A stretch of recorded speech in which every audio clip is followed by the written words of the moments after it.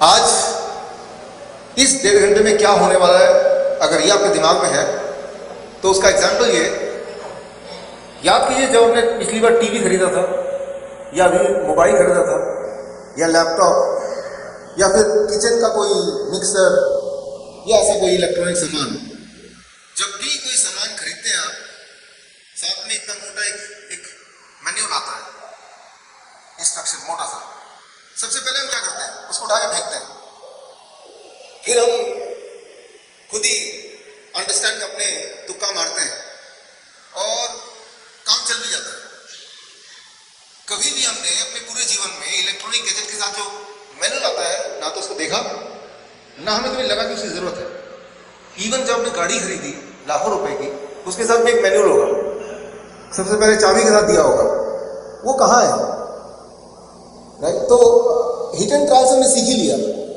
बोलने का मतलब ये है कि आपकी बॉडी, राइट, और बीमारियां, वो साइंस अगर आप सोचें तो वो 5 साल 7 साल 10 साल कितने पे समय लग सकता है, लेकिन उसमें जो सबसे जरूरी चीज है, राइट, जो हम फटक से सीखना चाहते हैं क्विकली, बिना मैनुअल को पढ़े, जिसको पढ़ने के लिए तो कई साल लगेंगे, तो वो क्विकली जो समझने वाली बात है, प्रैक्टिकल जो अप्लाई करने वाली बात है, बस वही वाली बात करने जा रहे हैं 1.5-2 घंटे में, राइट। सो वो क्या करने जा रहे हैं, कैसे करने जा रहे हैं, उसके लिए मुझे आप में से किसी 1 या 2 लोगों की जरूरत है स्टेज पे। आप आइए, आप भी आइए, 2 लोग, आप और आप।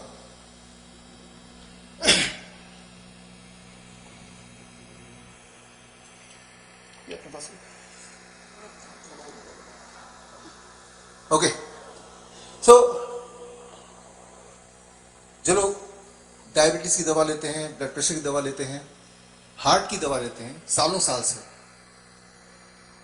या ब्लड थिनर लेते हैं, कोलेस्ट्रॉल की दवा लेते हैं सालों साल से, एक बात आपने सुनी है कि दवा को अचानक मत छोड़ देना, कुछ भी हो सकता है।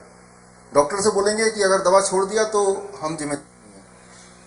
एक्चुअली क्या होगा दवा छोड़ने से? नंबर 1, दवा जब लेते हैं तो एक्चुअली होता क्या है, आपने दवा डायबिटीज की ली, मुंह में डाला, अब बॉडी में क्या हो रहा है, वो एक इंपॉर्टेंट बात है जो आपके लिए अंडरस्टैंड करना बहुत इंपॉर्टेंट है। What is happening inside the body once you take the medicine. आपने ब्लड प्रेशर की दवा लिया, ब्लड प्रेशर ज्यादा है, गया, ब्लड प्रेशर कम हो गया, आपने शुगर की दवा ली, उसके बाद शुगर मेजर किया, वो एक्चुअली कम हो गया, यही तो हम चाहते थे। तो लक की दवा तो काम कर रहा है, कोलेस्ट्रॉल की दवा भी, सारी दवाएं। आपने हेडेक की दवा ली, सिर दर्द गायब हो गया, दवा काम कर रहा है, लेकिन वो क्या काम कर रहा है, क्या हम चाहते हैं कि ऐसे ही काम करे?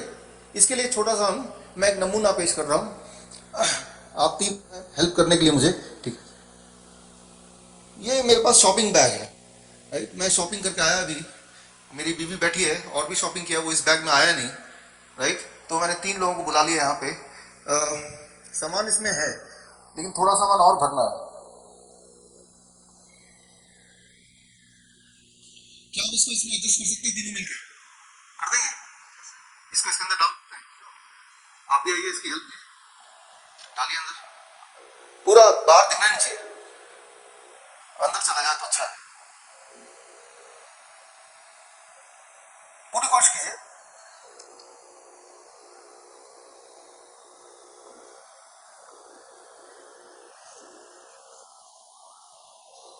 अभी थोड़ा सा और है, वो भी डाल देंगे,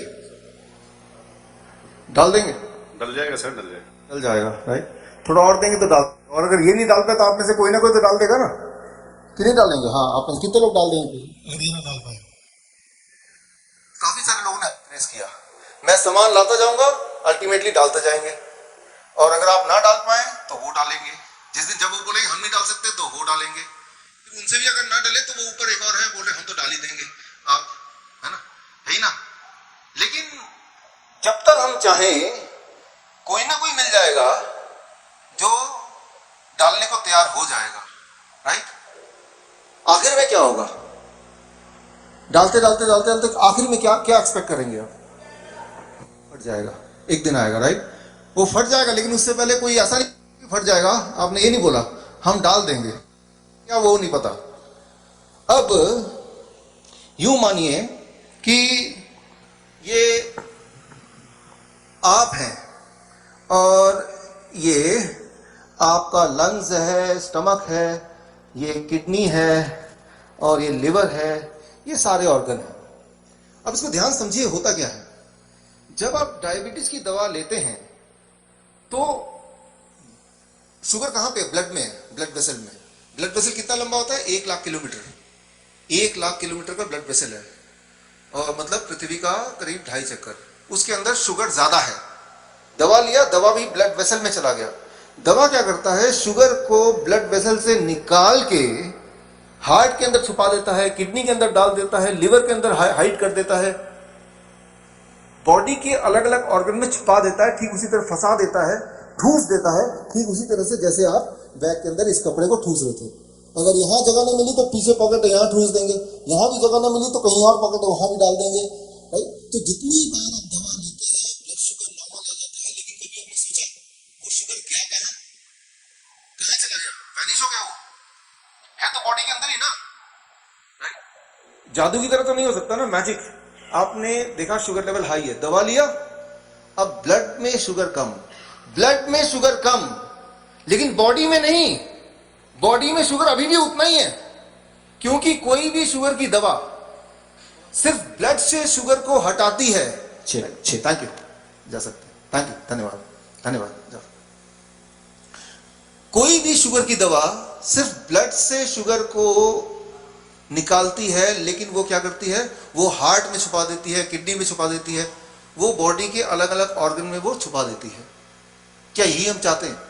जिस भी ऑर्गन में छुपा देगी, लिटरली वो ऑर्गन सड़ने लगेगा, गलने लगेगा, खराब होने लगेगा। अगर आपने कभी हार्ट देखा हो एक डायबिटीज पेशेंट का, तो लिटरली उसमें बदबू आती है, राइट? क्योंकि वो शुगर कहीं जाता ही नहीं है, वो बॉडी के अंदर ही है, राइट? तो याद कीजिए, जब पहली बार आपने डायबिटीज की, आपको ऐलान हुआ कि आप डायबिटीज के पेशेंट हैं, तो आपके डॉक्टर ने एक छोटी सी दवा दी, मेटफॉर्मिन 500 mg। वो जो पतले वाले थे ना, वो है मेटफॉर्मिन 500 mg तीनों में से। लेकिन आपने क्या किया? वो दवा लिया, ब्लड शुगर नॉर्मल आ गया, मतलब कुछ चीजें ठूस दिया गया, लेकिन उसकी जो ताकत है थोड़ी कम है। फिर in spite of taking the medicine, blood sugar की दवा मेटफॉर्मिन लेने के बावजूद भी आपका शुगर नॉर्मल आने लगा, मतलब नॉर्मल से अबव आने लगा, हाई। अब आपने क्या किया? अब डॉक्टर पास फिर गए। अब डॉक्टर क्या करेगा? अच्छा, इससे नॉर्मल नहीं आ रहा, मैं इससे ताकतवर एक और दवा दे देता हूं। फिर उस दवा ने भी सेम काम किया जैसे अभी दूसरे वाले ने किया था, लेकिन कब तक? क्योंकि हमारे बॉडी की एक वॉल्यूम है, एक कैपेसिटी है, राइट? तो कुछ समय के बाद वो मेडिसिन भी इनइफेक्टिव होना ही होना है, तब आप दोबारा डॉक्टर के पास जाएंगे, लेकिन वो पहले से तैयार है। उसके बाद उसके पास एक तीसरी दवा भी है, वो जो तीसरा पार्टिसिपेंट थे यहाँ पे।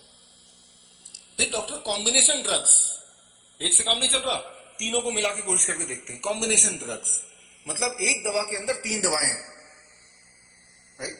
ग्लूकोनॉर्म अभी 4 दिन पहले बैन हुआ था, पता है आपको? 4 दिन पहले ही कोर्ट ने बैन किया इस दवा को, राइट? 3-4 कॉम्बिनेशन दवाइयां, मतलब किसी भी तरह से एक काम करना कि शुगर को ब्लड से निकाल के कहीं भी फेंक दो, कहीं भी फेंक दो।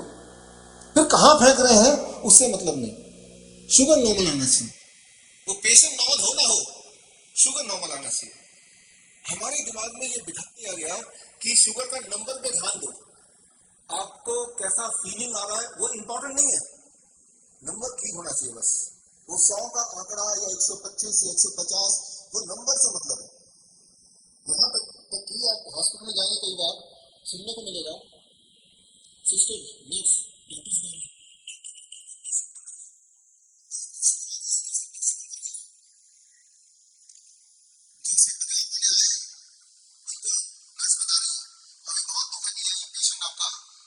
डेथ हो गई, लेकिन आखिरी समय तक इनका ब्लड शुगर नॉर्मल रहा, ये खुशी की बात है। तो आपका एम शुगर को नॉर्मल रखना है या अपनी आयु को लंबी करनी है? शुगर को नॉर्मल रखने का मतलब क्या है? It is very very simple कि ब्लड में जो शुगर है उसको उठाया और कहीं भी ठूस दिया, राइट? सो सबसे इंपॉर्टेंट बात आज की कि कोई भी डायबिटीज की जो दवा आप लेते हैं, वो दवा कभी भी आपके शुगर को बॉडी से बाहर नहीं फेंकती है, वो दवा सिर्फ इतना करती है कि आपके शुगर को ब्लड से बाहर फेंकती है, ब्लड से, लेकिन ऑर्गन के अंदर डालती है, राइट। इससे क्या होता है हुआ पिछले 30 सालों में। अच्छा इसमें ना ये मत दिखाइए, यहाँ तो मैं दिख ही रहा हूँ, दो बार देखिए फायदा नहीं कुछ। यहाँ पे वो स्क्रीन पे वही रहने दीजिए, स्क्रॉल रहने दीजिए, लेट इट लाइक दिस। सो इससे क्या हो रहा था कि पेशेंट दवा ले रहे थे पिछले 20-30 साल में, ब्लड शुगर नॉर्मल रह रहा था, लेकिन पेशेंट बीमार होते जा रहे थे, बीमार होते जा रहे थे। तो इस साल 6 मार्च में गाइडलाइन बदल गए डायबिटीज की, कि दवा लेने से डायबिटीज नहीं ठीक हो सकती है, दवा लेने से पेशेंट ठीक नहीं हो सकता। पेशेंट का नंबर नॉर्मल आ सकता है, लेकिन नंबर नॉर्मल नहीं करना हमें पेशेंट को ठीक करना है। तो नया गाइडलाइन आया 6 मार्च को, राइट। लेकिन वो गाइडलाइन आप में से किसी के डॉक्टर ने किसी को बताया? नहीं बताया, वो बताएंगे भी नहीं, क्योंकि जैसे ही वो बताएंगे उस दिन से उनको ये भी बताना पड़ेगा कि पिछले 15 साल से जो मैं दवा को दे रहा था उसको अभी से बंद कर दो, ये भी बताना पड़ेगा।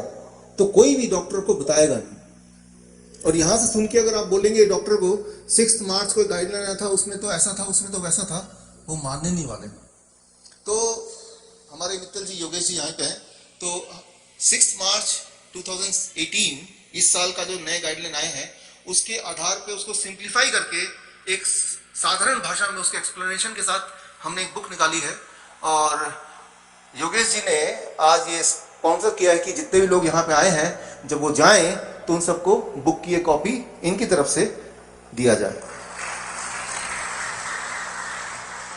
तो जो मैं आपको बताने वाला हूं वो बाहर जब जाएंगे कोई नहीं मानेगा, डॉक्टर तो मानेगा ही नहीं, क्योंकि मानते ही उसको उसके हाथ से आप छूटते जाएंगे। इसीलिए ये जो किताब है जाने से पहले आप इसको लेते हुए जाइएगा। ये रेफरेंस है, जो मैं बता रहा हूं उसका सबूत है, उसका एविडेंस है, उसका प्रूफ है। प्रूफ तो साक्षात आपके सामने थे कमलेश जी, लेकिन वो प्रूफ कोई लॉजिकल प्रूफ मानते नहीं है। दिखाओ किताब में कहां लिखा हुआ है, दिखाओ साइंस क्या कहता है। तो अगर वो दिखाओ तो वो दिखाओ। अब आप उनको दिखा सकते हैं, आपके हाथ में ब्लैक एंड व्हाइट में वो होगा। अब एक टाइम आता है जब दवा असर करना बंद कर देती है। मैं डायबिटीज की बात कर रहा हूं पहले, कि दवा ले रहे हैं फिर भी ब्लड शुगर हाई हो रहा है।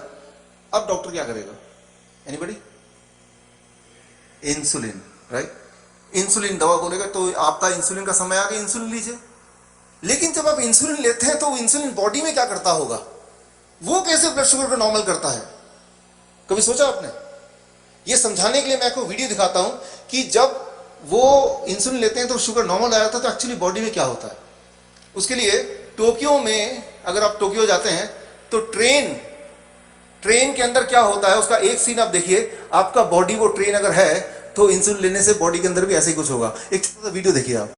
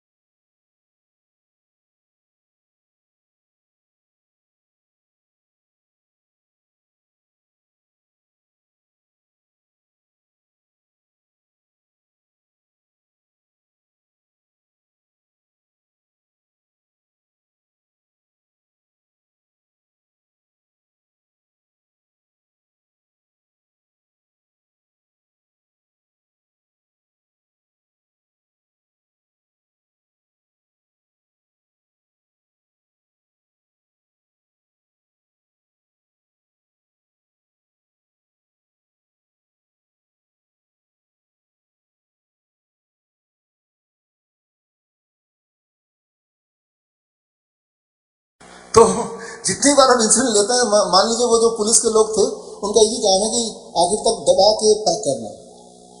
लेकिन ये टेम्पररी ठीक है। अगर जर्नी 5-10 मिनट का है, 5-10 मिनट में उतरना ही है तो ठीक है। लेकिन अगर इस ट्रेन के अंदर आपको ही भर दिया जाए और कई दिनों तक इसके अंदर रहना पड़े तो क्या होगा? दम घुट जाएगा, मर जाएंगे, right. The same thing happens with insulin. Temporary, एक आध बार कभी इमरजेंसी में किसी को दे दिया वो एक अलग बात है, एक आध बार। अगर आप रोज ले रहे हैं, लगातार ले रहे हैं, तो दैट इज इक्विवेलेंट टू आपके बॉडी के अंदर जो ऑर्गन्स है, हार्ट है, किडनी है, लंग्स है, मानो ऐसे कि उसको किसी जगह वैसे भर दिया गया हो जैसे इस ट्रेन में पैसेंजर्स को भर दिया और फिर कई दिनों तक उनको उसी स्थिति में अंदर फिट होना पड़े, रहना पड़े। तो जितनी बार आप इंसुलिन लेते हैं उतनी बार आप बॉडी के साथ वैसा ही कुछ बर्ताव करते हैं। जितना खतरनाक डायबिटीज है, हाई ब्लड शुगर है, उससे ज्यादा डेंजरस है insulin. It is more dangerous than diabetes itself. जितनी डेथ्स डायबिटीज की वजह से होती है उससे ज्यादा लोग मरते हैं इंसुलिन के साइड इफेक्ट से, हाइपोग्लाइसेमिक। जो लोग इंसुलिन लेते हैं, अगर आप उनमें से किसी को जानते हैं, स्पेशली कोई छोटा बच्चा, उनसे पूछिए, वो बताएंगे आपको महीने में एक बार, कम से कम एक बार इमरजेंसी, मतलब हालत हर महीने एक आध बार ऐसी हो जाती है कि अब ये बचेंगे या मरेंगे। हर महीने, स्पेशली छोटे बच्चे की बात कर रहा हूँ, दैट इज डायबिटीज में हाइपोग्लाइसेमिक स्टेट, कोमा। तो मेडिसिन लेना या इंसुलिन लेना can not be an option. चाहे हम डायबिटीज की बात करें तो भी दवा बिल्कुल नहीं लेना है, ये तो पक्का है, या हम ब्लड प्रेशर की बात करें वहां भी बिल्कुल सेम है। आप देखिए कि ब्लड प्रेशर की गोली लेते हैं आप, ब्लड प्रेशर नॉर्मल हो जाता है, हमें खुशी होती है, देखो मैंने दवा खाई, अब ब्लड प्रेशर 120/80 या फिर 130/75 या 90, एक ऐसा आंकड़ा जो डॉक्टर ने बताया और आपको वो आंकड़ा दिख रहा है, तो आपने ये कनेक्ट कर लिया, एसोसिएट कर लिया, लिंक कर लिया कि जब आपका ब्लड प्रेशर नॉर्मल रहेगा तो आपकी आयु लंबी होगी, ऐसे ना। अब जरा समझिए कि जब आप ब्लड प्रेशर की गोली लेते हैं तो इन रियलिटी होता क्या है बॉडी के अंदर, what happens actually in the body. मैं आपको उदाहरण से समझाना चाहता हूं कि जब भी आप ब्लड प्रेशर की दवा लेते हैं तो होता क्या है।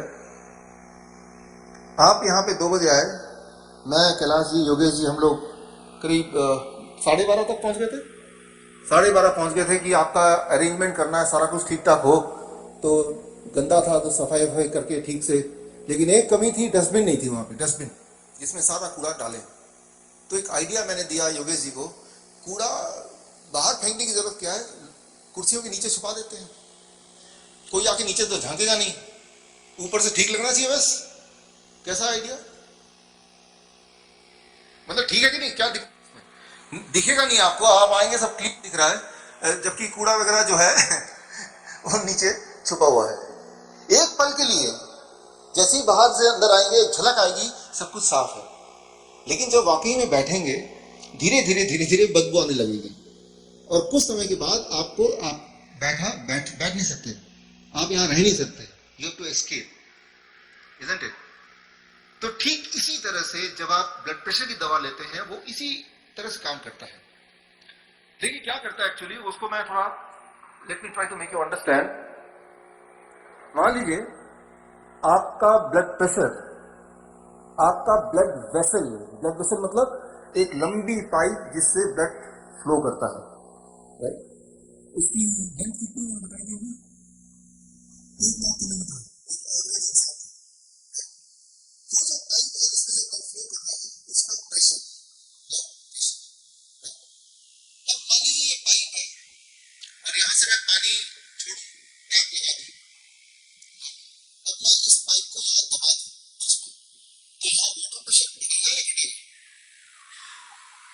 बढ़ेगा या घटेगा? बढ़ेगा। जितना डायामीटर उतना ज्यादा pressure, lesser is the diameter, more is the pressure, right. अब क्या होता है, जिनकी बीपी हाई रहती है, अगर उनके ब्लड वेसल के अंदर आप झांकेंगे तो जब ब्लड फ्लो होता है, साथ में कोलेस्ट्रॉल फ्लो होगा, कैल्शियम फ्लो होगा, शुगर फ्लो होगा, मिनरल्स फ्लो होंगे, विटामिन फ्लो होगा, वेस्ट मटेरियल फ्लो होगा, यही ट्रांसपोर्टेशन तो काम है उसका। लेकिन हम में से कुछ लोगों का जो ब्लड वेसल है अंदर से वो चिपचिपा है, तो जब कोलेस्ट्रॉल फ्लो हो रहा है, कैल्शियम फ्लो हो रहा है, तो क्या होगा,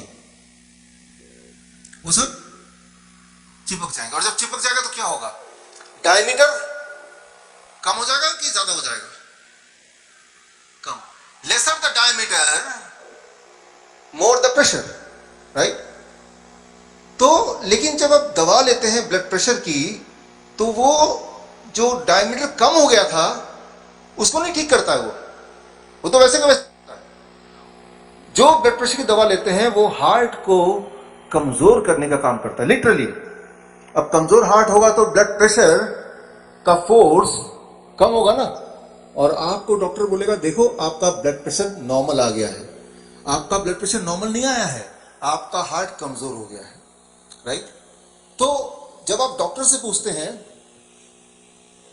या डॉक्टर आपको बताता है हाई ब्लड प्रेशर से हार्ट डिजीज का रिस्क ज्यादा है या स्ट्रोक होने का रिस्क ज्यादा है, पहला, या अगर हार्ट डिजीज है तो हाई ब्लड प्रेशर होने के चांसेस ज्यादा है, पहला सही या दूसरा सही? डॉक्टर से पूछेंगे तो कौन सा बोलेंगे वो? पहला, कि देखिए आपका हाई ब्लड प्रेशर है, हार्ट डिजीज हो सकता है। जबकि असलियत क्या है कि जो ब्लॉकेज है अंदर, कैल्शियम डिपॉजिट हो गया, कोलेस्ट्रॉल डिपॉजिट हो गया, इसी को तो हार्ट डिजीज बोलते हैं, इसी को तो कार्डियोवैस्कुलर डिजीज बोलते हैं। सो कार्डियोवैस्कुलर डिजीज यानी कि blockage leads to high blood pressure, ना कि high blood pressure leads to heart disease. उल्टा ही बताया, राइट। तो अगर आप ब्लॉकेज को हटा दें, डायमीटर बढ़ा दें, क्या ब्लड प्रेशर कम होगा? यस। तो ब्लड प्रेशर अपने आप में प्रॉब्लम नहीं है, वो तो प्रॉब्लम का इंडिकेशन है। अगर तो आपका ब्लड प्रेशर हाई है यानी कि आपके बॉडी में जगह जगह पे ब्लॉकेजेस हैं, तो वो ब्लॉकेज हटाएंगे तो ब्लड प्रेशर नॉर्मल हो जाएगा। लेकिन कोई दवा ऐसी बनी नहीं है जो ब्लॉकेज हटा पाए, लेकिन ऐसी दवा बनी है जो हार्ट के फंक्शनिंग को घटा दे। तो वही वाली दवा आप ले रहे हैं। जब आप ब्लड प्रेशर की दवा लेते हैं तो वही दवा लेते हैं। तो क्या एक प्रॉब्लम ऑलरेडी है हमारे पास कि ब्लॉकेजेस हैं, एक और प्रॉब्लम आप खुद लेके आ रहे हैं, वो क्या? कि हार्ट को भी कमजोर कर दें। क्या आप चाहते हैं एक्चुअली ये? We don't want it, right. बोलने का मतलब ये है कि जो आप दवा ले रहे हैं हाई ब्लड प्रेशर की या डायबिटीज की, उस दवा से सिर्फ एक ही काम हो रहा है, आप और बीमार पड़ते जा रहे हैं, बीमार पड़ते जा रहे हैं, बीमार पड़ते जा रहे हैं। You are getting more sick, right. ये दवा से नंबर आ सकता है, बट नंबर से हेल्थ नहीं आ रही है, हेल्थ तो और खराब ही होती जा रही है ना।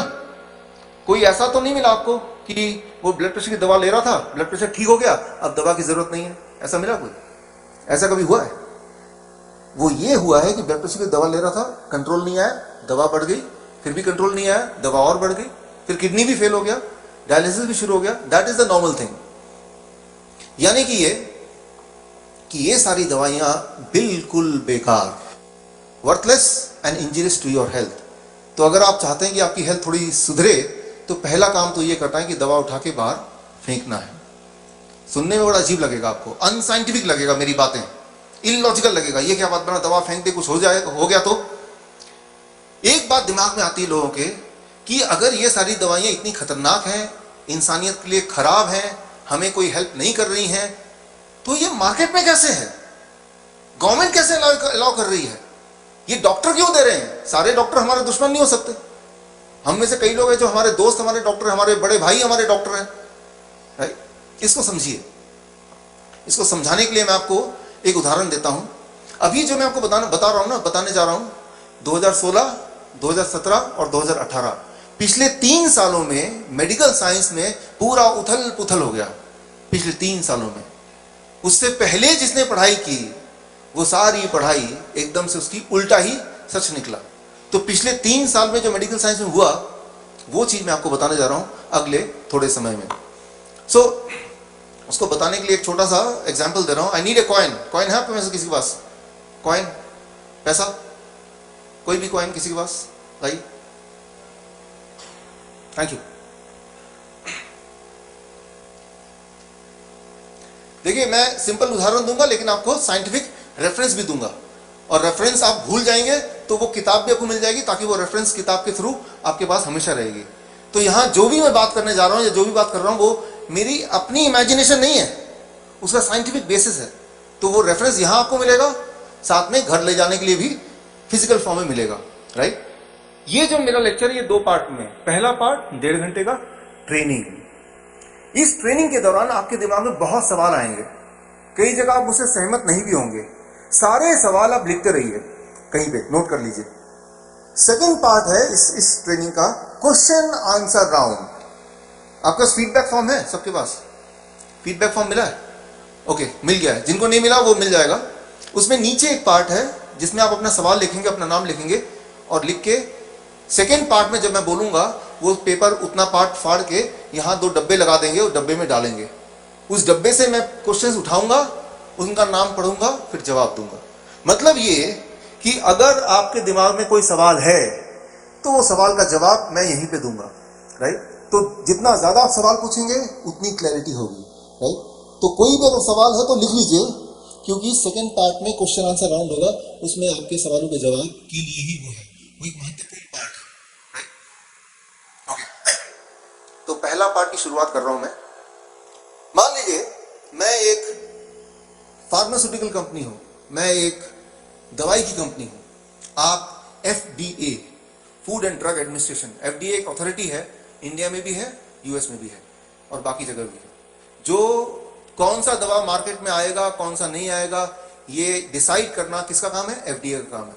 कोई भी दवा का कंपनी मार्केट में दवा पहुंचाने से पहले FDA परमिशन देता है कि ये दवा अच्छा है, ये ह्यूमैनिटी के लिए ठीक है, इससे लोगों को लाभ मिलेगा, FDA अलाउ करेगा तभी दवा मार्केट में आएगा, राइट? तो मान लीजिए मैं और आप कौन है? FDA, और मैं कौन हूं? मैं फार्मास्यूटिकल कंपनी। मैं आपके पास आता हूं एक दिन एक प्रपोजल लेके कि ये मेरे पास एक कॉइन है, ये मैंने इंसानियत के लिए बनाया है, इसको जब भी आप टॉस करेंगे इसमें हमेशा हेड आएगा, टेल नहीं आएगा कभी भी। तो मैं इसको मार्केट करना चाहता हूं, आप जरा अप्रूवल दे दीजिए कि हाँ ये ठीक है, ये जो बोल रहे हैं ठीक है। आप ऐसे FDA आंख बंद करके अप्रूवल नहीं दे सकते। आप बोलेंगे पहले उसको साबित करो, ट्रायल करके दिखाओ, कई बार उछाल के दिखाओ, फिर हम देखेंगे कि जो आप बोल रहे हैं वो सच है कि नहीं, उसकी बेसिस में अप्रूवल देंगे, ये तो बोलेंगे आप। तो मैं बोलूंगा ठीक है, मैं ट्रायल करके आता हूं, फिर उसकी वीडियो रिकॉर्डिंग आपको दिखा दूंगा, ठीक है? ऐसे ही होता है। मतलब FDA के घर पे ट्रायल करना अलाउड नहीं है। FDA बोलती है ट्रायल करके लाओ, उसका वीडियो, उसका जो सारा डॉक्यूमेंट्री एविडेंस वो हमें दे दो। अब मैं चले जाता हूं, उसको टॉस करता हूं 10 बार, तो 5 बार हेड आएगा और 5 बार टेल, ऐसे ही होगा ना? जो 5 बार टेल आ रहा है उसको मैं एडिट कर देता हूं, छुपा देता हूं, नहीं दिखाता। और जो 5 बार हेड आया और एक आध बार टेल में डाल भी देता हूं ताकि वो बिल्कुल झूठ ना लगे, और वो वीडियो बना के आपको दे देता हूं। आप वो वीडियो देखते हैं, हाँ भाई इन्होंने 6 बार टॉस किया था, 5 बार हेड आया, 1 बार टेल आया, आपने अप्रूव कर दिया, राइट? अब मार्केट में आ गया FDA अप्रूव्ड। अच्छा बाद में बांटेगा, बाद में FDA अप्रूव्ड कि इसमें हेड ही आता है। तो जो कस्टमर है वो FDA अप्रूव्ड सुन के क्या करेंगे? बिलीव करेंगे, वो खरीदेंगे। अब खरीदने के बाद वो घर जाएंगे, उसको टॉस करेंगे, क्या हर बार हेड आएगा? नहीं आएगा। अब कस्टमर क्या करेंगे? वो FDA को कंप्लेन करेंगे। FDA बोलेगा चलो मैं जांच करता हूं। FDA कोई भी मेडिसिन का जब जांच करता है तो एवरेज टाइम उस मेडिसिन के जांच के रिजल्ट को लाने में इस 12 ईयर्स टू 18 ईयर्स, 12 साल से लेकर 18 साल के बीच में समय लगता है जांच करने में और नतीजा सामने रखने में। तो मेरे पास कितना समय है बिजनेस करने के लिए? 12 साल। 12 साल बाद FDA बोलेगा आपने झूठ बोला था, आज से आपकी दवा बंद, ये कॉइन आप मार्केट में नहीं बेच सकते। लेकिन तब तक मैंने बिजनेस कर लिया अपना ना, अब मैं कुछ और ढूंढूंगा। अभी भी आपने देखा 3 दिन पहले कोर्ट ने ऑर्डर दिया ना 325 मेडिसिन को बैन करने के लिए इंडिया में। लेकिन ये जो मेडिसिन आप देखेंगे लिस्ट, ये मेडिसिन मार्केट में आई कब थी? 20 साल पहले, 25 साल पहले। जो मेडिसिन अभी बैन हुआ 3 दिन 4 दिन पहले, पढ़ा अखबार में आपने? 25 साल पहले वो दवा आई थी, तब से अब तक नुकसान करती आ रही है। और अब बैन हुआ, अब तक तो वो दवा का जेनरिक वर्जन भी आ गया और वो ड्रग कंपनीज का इंटरेस्ट भी लूज हो गया। कुछ उन पे फाइन भी हुआ, कोई बात नहीं, उन्होंने 10 रुपए कमाए, फाइन में 1 रुपए दे भी दिया, तो भी अच्छा सौदा है। एक आध लोग जेल भी चले गए, तो जेल चले गए वो तो उनके एम्प्लॉई हैं और जेल जाने को उनको अलग से पैसा भी मिल गया। आप सोच रहे होंगे ये तो एक कहानी है, क्या रियलिटी में ऐसा है क्या? इसके लिए मैं आपका अगला स्लाइड दिखाता हूं। alltrials.net, right? British medical journal, जो दुनिया का नंबर 1 जर्नल है, उन्होंने एक मुहिम छेड़ी है पिछले 3-4 सालों में, और तब उन्होंने ये एक्सपोज किया है कि जितनी सारी दवाइयां हैं, जितनी सारी दवाइयां जिनके नाम आप जानते हैं, सारी की सारी दवाइयां, वो दवाइयां जब मार्केट में आई तो उन्होंने जितने ट्रायल बोले थे उसके लगभग आधे ट्रायल ही एफडीए को दिखाया गया। बाकी जो आधे ट्रायल थे उनको जब खोदा गया तो पाया गया ये वो वाले ट्रायल हैं जिसमें नतीजे जो वो चाहते थे उसके विपरीत आ रहे थे, यानी कि तेल आ रहा था हेड की जगह। और अब इस में जाएंगे तो वो सारे ट्रायल्स जो छुपाए लिए गए थे उसको पब्लिश कर रहे हैं हर हफ्ते एक नया ट्रायल, और जैसे जैसे वो पब्लिश होता जा रहा है वैसे वैसे वो सारी दवाइयां बैन होती जा रही हैं।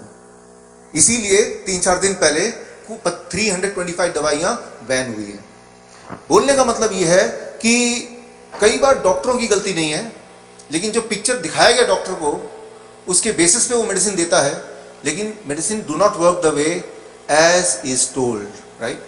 तो कुल मिला के आपकी जो सेहत है वो आपके हाथ में है। वो किसी डॉक्टर या फार्मास्यूटिकल कंपनी के हाथ में देंगे तो what will happen, right, it will kill you. So सबसे पहली बात यह है कि अपने एक्सपीरियंस को यूज कीजिए, अपने एक्सपीरियंस को। मैंने अभी जो एग्जाम्पल दिया इसको भी छोड़िए, आप अपने आप से पूछिए कि आपने जब शुरुआत की थी बीपी की एक दवा से शुरू की होगी, किसी ने डायबिटीज की एक दवा से शुरू की होगी 10 साल पहले, 5 साल पहले, लेकिन आज दवाइयों की पोटली है। मेरा अलग अलग देशों में लेक्चर होता है, ट्रेनिंग होता है, मेडिकल कॉलेज में, मेडिकल यूनिवर्सिटी में। कुछ समय पहले मलेशिया में एक कॉलेज है, यूनिवर्सिटी में, महासा मेडिकल यूनिवर्सिटी है, वहां मेरा लेक्चर था। मेरे लेक्चर से एक प्रोफेसर का लेक्चर था ब्लड प्रेशर पे, तो मैं बैठ गया सुनने के लिए। तो वहां की पढ़ाई कैसे होती है इस बात को अगर आप सुनेंगे तो आपको अंदाजा हो जाएगा कि दवाई अगली लेनी है या नहीं लेनी है। मैं आपको उदाहरण देता हूं। मान लीजिए मैं लेक्चरर हूं, आप मेडिकल कॉलेज के स्टूडेंट हैं, आज आपका पहला दिन है। तो मेडिकल कॉलेज में पहले दिन की पढ़ाई कैसे होगी इस पे आते हैं, हाँ, राइट, ओके। मैं ब्लड प्रेशर की गोलियों के ऊपर आपको ट्रेनिंग देने आया हूं। आप मेडिकल कॉलेज में भर्ती होकर आए हैं, पहला दिन आपका, okay. Good morning friends, I welcome you all to this prestigious medical college, और आपका स्वागत है। आप एक बहुत अच्छे मेडिकल कॉलेज में आपका दाखिला हुआ है। और आज मेरा जो टॉपिक है जो आपको बताने जा रहा हूं वो ब्लड प्रेशर के ऊपर, क्योंकि सबसे ज्यादा दवाई इसी की बिकती है, सबसे ज्यादा जरूरत आपको इस नॉलेज की पड़ेगी। ब्लड प्रेशर की कई सारी दवाइयां हैं, लेकिन उनमें जो सबसे कम साइड इफेक्ट वाली दवा है, जिसमें सबसे कम साइड इफेक्ट होगा, वो है डायरेटिक्स। लेकिन फिर भी कुछ साइड इफेक्ट तो होंगे ही, आफ्टर ऑल वो दवा है। जब आप डायरेटिक्स देंगे किसी को ब्लड प्रेशर के लिए, तो कुछ समय बाद वो पेशेंट वापस आके बोल सकता है कि आपकी दवा खाने के बाद मुझे इरेक्टाइल डिस्फंक्शन हो गया, इंपोटेंसी हो गया, एब्नॉर्मल हार्ट रिदम हो गया, वॉमिटिंग हो गई, हेडेक हो गया, डिजीनेस हो गया, जॉइंट डिसऑर्डर हो गया, वीकनेस लगता है, टायर्डनेस लगता है। लेकिन आप घबराना नहीं, इन सब की दवाइयां भी हैं हमारे पास। अगर वो इरेक्टाइल डिस्फंक्शन बोलेगा तो आप उनको वियाग्रा देने देना, लेकिन वियाग्रा लेके जाएगा तो कुछ दिन बाद लौट के आएगा, बोलेगा वियाग्रा तो लिया लेकिन मुझे हेडेक होने लगा, डिजीनेस होने लगा, रनिंग नोज हो गया, इंडाइजेशन हो गया। घबराना नहीं, इनकी भी दवा है हमारे पास। अगर इंडाइजेशन होगा या हेडेक होगा तो पैरासिटामोल देना, लेकिन पैरासिटामोल देंगे तो वो वापस आएगा, बोलेगा मुझे कॉन्स्टिपेशन हो गया, एलर्जिक रिएक्शन हो गया। लेकिन घबराने की जरूरत नहीं, उसकी भी दवा है हमारे पास। फॉर एग्जाम्पल इंडाइजेशन के लिए जेंटक देना, लेकिन वो बोलेगा जेंटक लेने के बाद इंसोनिया हो गया, नोजिया हो गया, डायरिया हो गया, कॉन्स्टिपेशन हो गया। लेकिन चिंता की बात नहीं, इसके लिए भी तो हमारी दवाई है ना। ठीक उसी तरह से अगर एब्नॉर्मल रिदम आ गया तो उसके लिए प्रोस्टाइल दे देना, लेकिन प्रोस्टाइल जो बोलेगा तो उसके थोड़े बहुत साइड इफेक्ट है, diarrhoea and loss of appetite, लेकिन इनके भी दवा है हमारे पास। और करते करते करते करते करते करते दवाइयों की लिस्ट बढ़ गई। At the end of the day patient को सिर्फ इतना याद है कि मुझे कब कौन सी गोली लेनी है, लेकिन किस गोली के लिए सबसे पहले क्या था वो तो वो भूल ही गया है, राइट। तो ये है एक्सपीरियंस एक आम पेशेंट का, ये है एक्सपीरियंस एक पहले दिन के लेक्चर का, राइट, मेडिकल कॉलेज में। तो इससे आप अनुमान लगा सकते हैं कि आपके साथ क्या होता है, या आप अपने एक्सपीरियंस को एसोसिएट कर सकते हैं। जब आप पहले दिन गए थे तो एक दवा से शुरू हुई, करते करते करते करते now it is the collection of 15-20 medicine, कोई सप्लीमेंट के नाम पे, कोई कैल्शियम के नाम पे, कोई किसी और नाम से, लेकिन कुल मिला के कई सारी दवाइयों का एक कलेक्शन। एक्चुअली ब्लड प्रेशर कोई बीमारी है ही नहीं, ब्लड प्रेशर। मान लीजिए मैं यहां खड़ा हूं, अचानक मैं देखता हूं एक स्नेक, एक सांप, तो क्या होगा? एकदम से मैं अलर्ट हो जाऊंगा, मैं भागूंगा, डरूंगा, अपने आप को प्रोटेक्ट करूंगा। इस वक्त कोई अगर मेरा ब्लड प्रेशर मेजर करेगा तो क्या होगा? High blood pressure. So high blood pressure is not a disease, right? High blood pressure is a instant reaction. Imagine कीजिए जीब्रा है जंगल के बीच में और जीब्रा को अंदेशा होता है कि कोई आसपास शेर है, तो एकदम से उसकी आंखें और अलर्ट हो जाती हैं, कान और खड़े हो जाते हैं, उसके बॉडी और तैयार हो जाती है, वो ज़्यादा अच्छा सुनने लगता है, ज़्यादा अच्छा वो देखने लगता है, उसकी अलर्टनेस, उसकी एनर्जी लेवल एकदम बढ़ जाती है, वो तैयार हो जाता है भागने के लिए या फिर लड़ने के लिए. इस वक्त अगर उसके ब्लड प्रेशर देखेंगे, हाई ब्लड प्रेशर, क्योंकि जब ब्लड का प्रेशर ज़्यादा होता है तो बहुत इंपॉर्टेंट जो केमिकल्स हैं वो बॉडी में तेजी से फ्लो करते हैं, जिससे वो अलर्टनेस आती है. आप डॉक्टर के पास जाते हैं, राइट? जैसे ही आप डॉक्टर को देखते हैं, जितना बड़ा डॉक्टर उतना ब्लड प्रेशर बढ़ जाता है आपका, जितना बड़ा हॉस्पिटल उतना और ज्यादा ब्लड प्रेशर, राइट? और डॉक्टर ब्लड प्रेशर चेक करता है, देखो यार आपका तो हाई ब्लड प्रेशर है, और वाकई में हाई होता है, लेकिन जैसे ही आप हॉस्पिटल से बाहर निकलेंगे प्रेशर नॉर्मल आ गया. तो जो वो what is called, this called white coat syndrome. White coat syndrome, white coat देखते ही ब्लड प्रेशर बढ़ जाना. और 70 to 80% जो ब्लड प्रेशर की दवाइयां लेते हैं लोग, that is not high blood pressure, that is white coat syndrome, right? So अब मान लीजिए कि आप डॉक्टर के पास जाते हैं, बोलते हैं कितना ब्लड प्रेशर होना चाहिए, तो कितना ब्लड प्रेशर को नॉर्मल बोलेंगे आप? कोई बोलेगा 120/80, राइट? तो 120/80 का जो आंकड़ा है वो किसी एक इंसान के लिए फिट हो सकता है, लेकिन सबके लिए फिट हो कोई जरूरी नहीं है. आप अगर मुझे बोलेंगे मेरे जूते का साइज क्या है, वो 9 नंबर या 10 नंबर, मेरे लिए 10 नंबर हो सकता है, 9 नंबर हो सकता है, लेकिन आपके लिए भी वो फिट आएगा या नहीं आएगा, वो हर एक इंडिविजुअल पे डिपेंड करता है. हर एक का एक नंबर नहीं हो सकता. मैं आपको उदाहरण देता हूं. मान लीजिए नॉर्वे एक देश है, उसमें अगर किसी भी आम जनता का ब्लड प्रेशर लेंगे तो करीब 150/90, और वहां के लोग 80 साल से ज्यादा जीते हैं, सबसे लंबे जीने वाले. यहां का एक डॉक्टर अगर नॉर्वे चला जाएगा तो क्या बोलेगा? अरे ये तो पूरी जनता का ब्लड प्रेशर हाई है, चलो दवा देके इसको थोड़ा नॉर्मल किया जाए. तो बोलने का मतलब ये है, और ये मैं नहीं बोल रहा हूं, ये medical journal of American medical association 2013, जिसमें ये बोला गया कि अगर नॉर्वे में कोई डॉक्टर चले जाए और ब्लड प्रेशर के पैरामीटर को इंप्लीमेंट कर दे, तो नॉर्वे में 76% जो जनता है वो तो ब्लड प्रेशर की दवाइयां खाएंगी, जबकि ट्रुथ ये है, सच्चाई ये है कि नॉर्वे में हाईएस्ट एज रेट है, वहां की आयु सबसे ज्यादा इस दुनिया में, जबकि वहां का ब्लड प्रेशर भी ज्यादा है. तो ब्लड प्रेशर का ज्यादा या कम होना ये आपके बॉडी मेकअप और कई सारे और फैक्टर पे डिपेंड करता है. किसी का नेचुरल टेंडेंसी भी हो सकता है कि ब्लड प्रेशर हमेशा हाई रहे, तो वही उसका नॉर्मल ब्लड प्रेशर भी हो सकता है.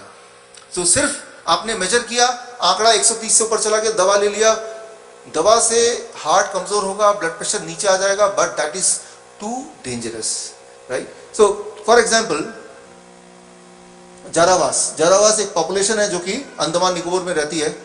उस पूरे पॉपुलेशन का ब्लड प्रेशर अगर चेक करें तो करीब 100/60. अब यहां से कोई डॉक्टर वहां चले जाए तो क्या बोलेगा? भाई ये तो लो ब्लड प्रेशर के पेशेंट है, हाइपोटेंशन, इनका ब्लड प्रेशर बढ़ाओ, जबकि इनको कभी भी हार्ट डिजीज नहीं होती, कभी भी डायबिटीज नहीं रहती, कभी भी इनको किडनी फेलियर नहीं रहता, उनके पूरी हिस्ट्री में, but they maintain this blood pressure. So blood pressure किसी का कुछ भी हो सकता है, वही उसका नॉर्मल भी हो सकता है. आप में से किसी का नॉर्मल ब्लड प्रेशर ही 150/90 हो सकता है, किसी और का नॉर्मल ब्लड प्रेशर 100/60 भी हो सकता है. वो सिर्फ एक आंकड़े पे, टेक्नोलॉजी पे, डायग्नोसिस पे अगर आप बेस करेंगे ज्यादा तो वो आपके लिए नुकसानदायक होगा. हमें टेक्नोलॉजी यूज करना है, हमें डायग्नोसिस करना है, लेकिन डायग्नोसिस को ही ओनली पैरामीटर नहीं मानना है. अगर आपका ब्लड प्रेशर 160/100 है और साथ में आपको हेडेक भी हो रहा है, आपको फैटिग भी है, टायर्डनेस भी है, नींद आती रहती है, डिप्रेशन भी है, अब हो सकता है कि ये जो हाई ब्लड प्रेशर है ये वाकई में हाई ब्लड प्रेशर है. मतलब ये कि डायग्नोसिस प्लस सिम्टम दोनों चीज होंगे तो ही, right? Not only on diagnosis, I mean technology को यूज करना है, लेकिन आपके बॉडी के अंदर भी एक टेक्नोलॉजी है. आपका बॉडी सिम्टोमेटिकली आपको इंडिकेट कर रही है कि आप कैसा फील कर रहे हैं. आपकी feeling is the most important thing.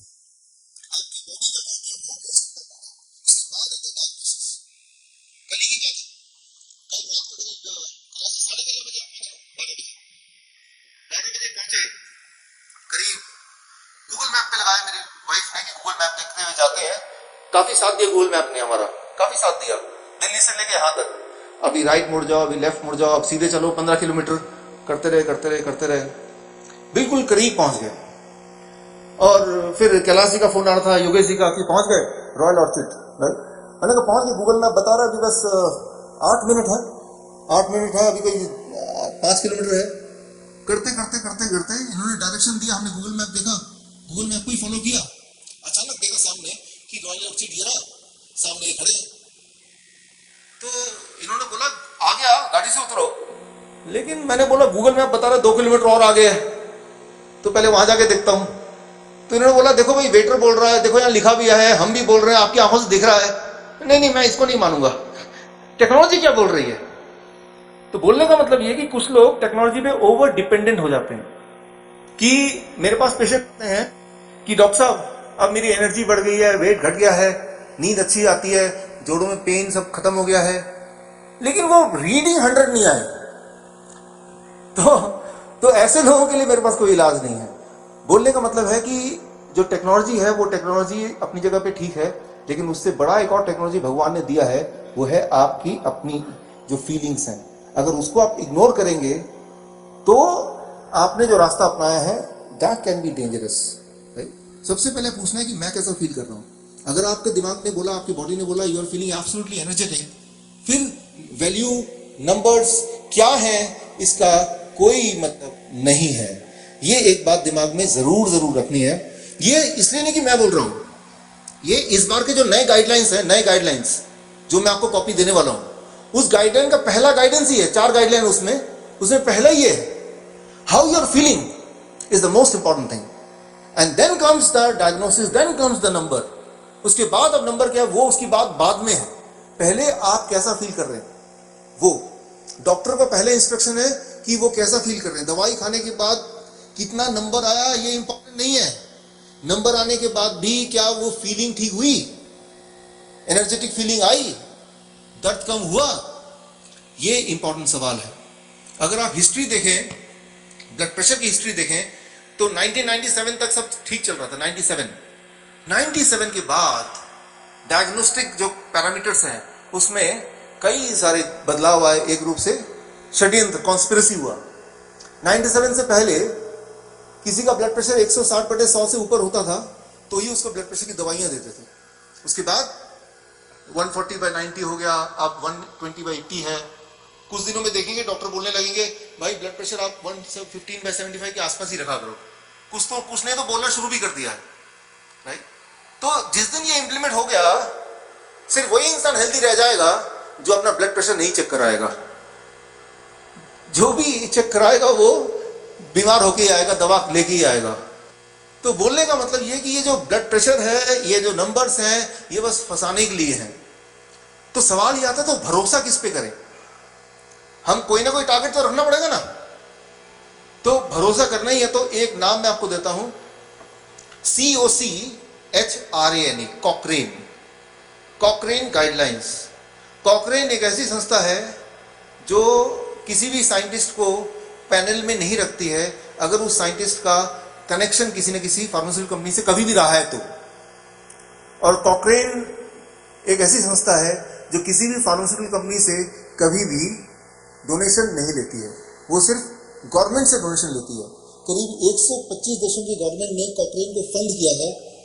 हमारे आसपास के देशों के लिए जो कॉकरेन का नियर सेंटर है वो है पिनांग मेडिकल कॉलेज। 3 साल पहले पिनांग मेडिकल कॉलेज में मैंने कॉकरेन की ट्रेनिंग भी ली है। तो कॉकरेन को आप भरोसा कर सकते हैं, कॉकरेन जो बोलता है उसको आप पैरामीटर मान सकते हैं। तो कॉकरेन क्या बोलता है, कॉकरेन बोलता है waste and harmful in keeping blood pressure less than 160, यानी कि जिसका भी ब्लड प्रेशर नेचुरली 160/100 से नीचे है उसको दवा देंगे और घटाने के लिए, दैट कैन बी डेंजरस। हाँ, किसी का ब्लड प्रेशर 160/100 से भी ऊपर चला जाता है तब कभी कभी दवा देने की जरूरत पड़ सकती है, इससे नीचे तो बिल्कुल जरूरत नहीं है। और अगर आप लेते हैं दवा तो specially for the diabetes patient. ये गाइडलाइन ये कहती है अगर आप डायबिटीज पेशेंट हैं और ब्लड प्रेशर की दवा ले रहे हैं तो अगर आपको ब्लड प्रेशर बिना दवा के 160/100 से नीचे ऑटोमेटिकली है तो आपको दवा की जरूरत नहीं है। और दवा लेना आपके लिए खतरनाक है, डेंजरस है। ब्लड प्रेशर और ब्लड शुगर ये आपस में कनेक्टेड वर्ड है। आपने देखा होगा जिसको ब्लड प्रेशर की दवा लेता है वो कुछ दिन बाद ब्लड शुगर की दवा लेता है, और जो डायबिटीज की दवा लेता है वो कुछ दिन बाद ब्लड प्रेशर की दवा भी लेता है। करीब 73% डायबिटीज के पेशेंट हैं जो ब्लड प्रेशर की दवा भी ले रहे हैं। मतलब एक लेंगे तो दूसरा अपने आप में गिफ्ट में आ जाएगा, दोनों सेट में, दोनों कॉम्बिनेशन में है, एक के साथ एक फ्री, राइट। इसी तरह से ये सीडीसी मतलब सेंटर ऑफ डिजीज कंट्रोल कि about 73% of the diabetes patient they are also on anti hypertensive drugs. Diabetes की दवा क्या करता है? डायबिटीज की दवा हार्ट को कमजोर कर देगा, नंबर 1। नंबर 2, डायबिटीज बॉडी में जो स्टिकीनेस है, स्टिकीनेस को बढ़ा देगा ब्लड वेसल्स में। स्टिकीनेस अगर बढ़ जाएगा तो कोलेस्ट्रॉल जमेगा, कैल्शियम जमेगा, तो ब्लड प्रेशर और ज्यादा हो जाएगा। एक इंपॉर्टेंट ट्रायल का मैं नतीजा बताता हूं, एकॉर्ड ट्रायल। इसमें दो पेशेंट को दो ग्रुप में बांट दिया। सारे पेशेंट के ब्लड प्रेशर, ब्लड शुगर 250 के करीब थे, 250, 225 से लेकर 250 के बीच में। एक ग्रुप को क्या किया, दवा देके ब्लड शुगर को 150 से नीचे ले आए, और एक ग्रुप को क्या किया, कुछ भी नहीं किया, उनका ब्लड प्रेशर शुगर को सिर्फ मॉनिटर किया। जिस ग्रुप का ब्लड शुगर दवा देके नीचे ले आए उस ग्रुप में 22% मोर डेथ, 22% ज्यादा लोग मरे। उस ग्रुप में ज्यादा वेट गेन हुआ, उस ग्रुप में ज्यादा हार्ट डिजीज हुआ, उस ग्रुप में ज्यादा फ्लूइड रिटेंशन हुआ। यह ट्रायल हुआ था 2008 में। 2008 से लेके अभी 2018 है, 10 साल लग गए। और अब जाके इसके को आधार बना के गाइडलाइन बदले गए, और गाइडलाइन नए ये कि आपको दवा नहीं लेनी है अगर ब्लड शुगर और ब्लड प्रेशर दोनों ज्यादा है तब भी, लेकिन उसको आपको नेचुरल रखना है। You have to monitor it, और मॉनिटर करके आपको नेचुरली उसको कम करना है। न्यू गाइडलाइन, उसको मैं आपको समझाता हूं कैसे करना है, क्या क्या क्राइटेरियाज हैं, राइट। आप सिर्फ इतना याद रखिए कि डायबिटीज है, हाई कोलेस्ट्रॉल है, हाई ब्लड प्रेशर है, ये तीनों एक साथ जुड़े हुए हैं। एक की भी अगर दवा लेते हैं इनमें से तो बाकी दो लोग चीज अपने आप बढ़ जाती है, तो उनकी दवा आप ऑटोमेटिकली डॉक्टर दे देगा, और अल्टीमेटली आप तीनों चीज की दवा लेंगे। इन तीनों में जो सबसे ज्यादा खतरनाक है वो है हाई कोलेस्ट्रॉल की दवा। आपको जान के हैरानी होगी कि दुनिया में हाई कोलेस्ट्रॉल की कोई दवा नहीं है, अभी तक नहीं बनी। अब आप सोच रहे होंगे जो दवा आप लेते हैं वो कौन सी दवा है फिर? कितने लोग हाई कोलेस्ट्रॉल की दवा लेते हैं ना? मैंने अभी क्या बोला कि दुनिया में हाई कोलेस्ट्रॉल की दवा नहीं बनी, लेकिन आप लेते हैं कोई दवा, और वो जब खाते हैं तो कोलेस्ट्रॉल मेजर करते हैं तो कम हो ही जाती है, और मैं बोल रहा हूं कोई दवा नहीं बनी। समझिए इसको अंडरस्टैंड कीजिए, साफ हो जाएगा। कोलेस्ट्रॉल क्या है पहले ये समझिए। आप अंडा लीजिए, अंडे को अगर आप एक एनवायरमेंट देकर उसको ऐसे चक्कर कटाते रहें कुछ दिनों तक, एक टेम्परेचर पे रखें, गर्मी दें उसको, तो क्या होगा उसके अंदर से? एक चिड़िया निकलेगी। कभी आपने सोचा इस अंडे के अंदर ऐसा क्या है कि इसके अंदर से एक लाइफ, एक जिंदगी निकल जाती है? उसको लैब में दीजिए कि इसमें क्या ऐसा है कि जिससे लाइफ बनती है, अंडे का लाइफ, चिड़िया बन जाती है। 68% उसके अंदर जो है, जो ताकत लाती है, एनर्जी लाती है, पावर, ये लाइफ बनाने, that is called cholesterol. No cholesterol no life. और ये सिर्फ चिड़िया की बात नहीं है, इंसान की बात भी है।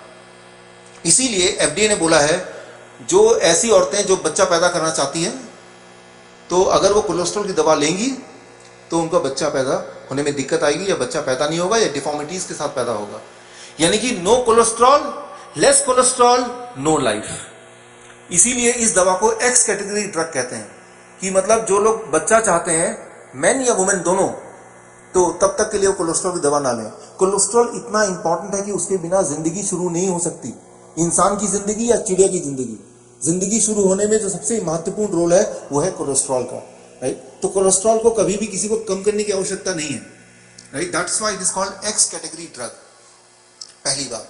तो दूसरी बात कि मैंने आपको बोली कि कोलेस्ट्रॉल की कोई दवा बनी नहीं है, लेकिन जो आप लेते हैं वो क्या है, इसको जरा अंडरस्टैंड करते हैं। आप कभी भी डॉक्टर के पास जाइए, डॉक्टर से बोलिए ये कोलेस्ट्रॉल की दवा का असली नाम बताइए, इस दवा का नाम क्या है वो बताइए, केमिकल नेम बताइए। तो डॉक्टर क्या वर्ड बोलेगा, सुनिए जरा। कि केमिकल नेम क्या है उसका केमिकल नेम है HMG को एंजाइम इनहिबिटर। डॉक्टर ये नहीं बोलेगा वो कोलेस्ट्रॉल इनहिबिटर, कोलेस्ट्रॉल की दवा नहीं है। आप अपने कोलेस्ट्रॉल की दवा लेके डॉक्टर को बोलिए इसका नाम बताइए क्या है, केमिकल नेम क्या है। डॉक्टर बोलेगा इसका केमिकल नेम है HMG को एंजाइम इनहिबिटर। कोलेस्ट्रॉल इनहिबिटर नहीं बोलेगा वो। अच्छा, HMG को एंजाइम इनहिबिटर मतलब HMG को एंजाइम एक केमिकल बॉडी बनाती है, उसी को रोकने वाला जो है वो है आपकी कोलेस्ट्रॉल की दवा। जब भी आप कोलेस्ट्रॉल की दवा लेते हैं वो कोलेस्ट्रॉल को नहीं घटाती है, वो इस केमिकल को बॉडी से घटा देती है। लेकिन ये केमिकल क्या करता है, ये एक और केमिकल बनाता है जिसे कहते हैं मेवलोनेट। और ये वाला केमिकल कई सारे केमिकल को बनाते हैं, उनमें से एक केमिकल है कोलेस्ट्रॉल। बोलने का मतलब ये है कि अगर ये ब्रांच यहीं पे काट दिया गया तो कोलेस्ट्रॉल कम होगा ना। लेकिन और साथ में क्या हो रहा है, कोलेस्ट्रॉल तो कम कर रही है दवा, स्टैटिन, जिसे स्टैटिन बोलते हैं आप, लेकिन अटोरवास्टैटिन, सिम्वास्टैटिन, लेकिन ये दवा कोलेस्ट्रॉल को कम कर रही है, लेकिन और क्या कम कर रही है, ये सारा कम होता जा रहा है। और ये जो सारी केमिकल है इनका बॉडी में बहुत ही महत्वपूर्ण काम है। जैसे CoQ10, अब डॉक्टर से पूछिए, वो बताएंगे कि CoQ10 जिसका कम हो जाएगा वो उसके हार्ट की बीमारी हो जाएगी, हिमी है जिसका कम हो जाएगा उसको कैंसर हो जाएगा, डेलिकॉल जिसका कम हो जाएगा उसका नर्वस डैमेज हो जाएगा, इंटेस्टाइनल प्रॉब्लम हो जाएगा, मसल डैमेज हो जाएगा। और सिग्नलिंग प्रोटीन, इसके बारे में मैं आगे बताऊंगा, जिसका कम होगा उसको डायबिटीज हो जाएगा, ब्लड प्रेशर हो जाएगा।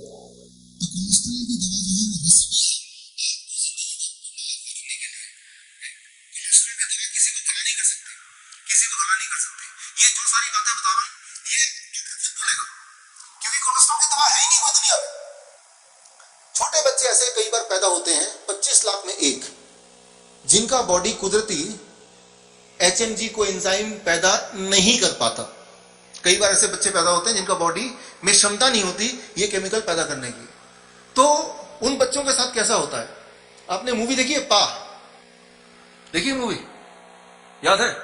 तो पा में क्या था, छोटा बच्चा जो बूढ़ा बन जाता है, याद है आपको?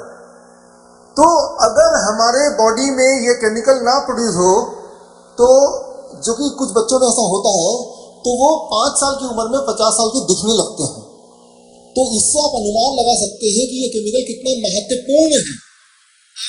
क्या कर रहे हैं, ऐसी दवा खा रहे हैं जिससे वो केमिकल आपके बॉडी में कम बने या ना बने। सो ये सारी साइंटिफिक चीजें हैं।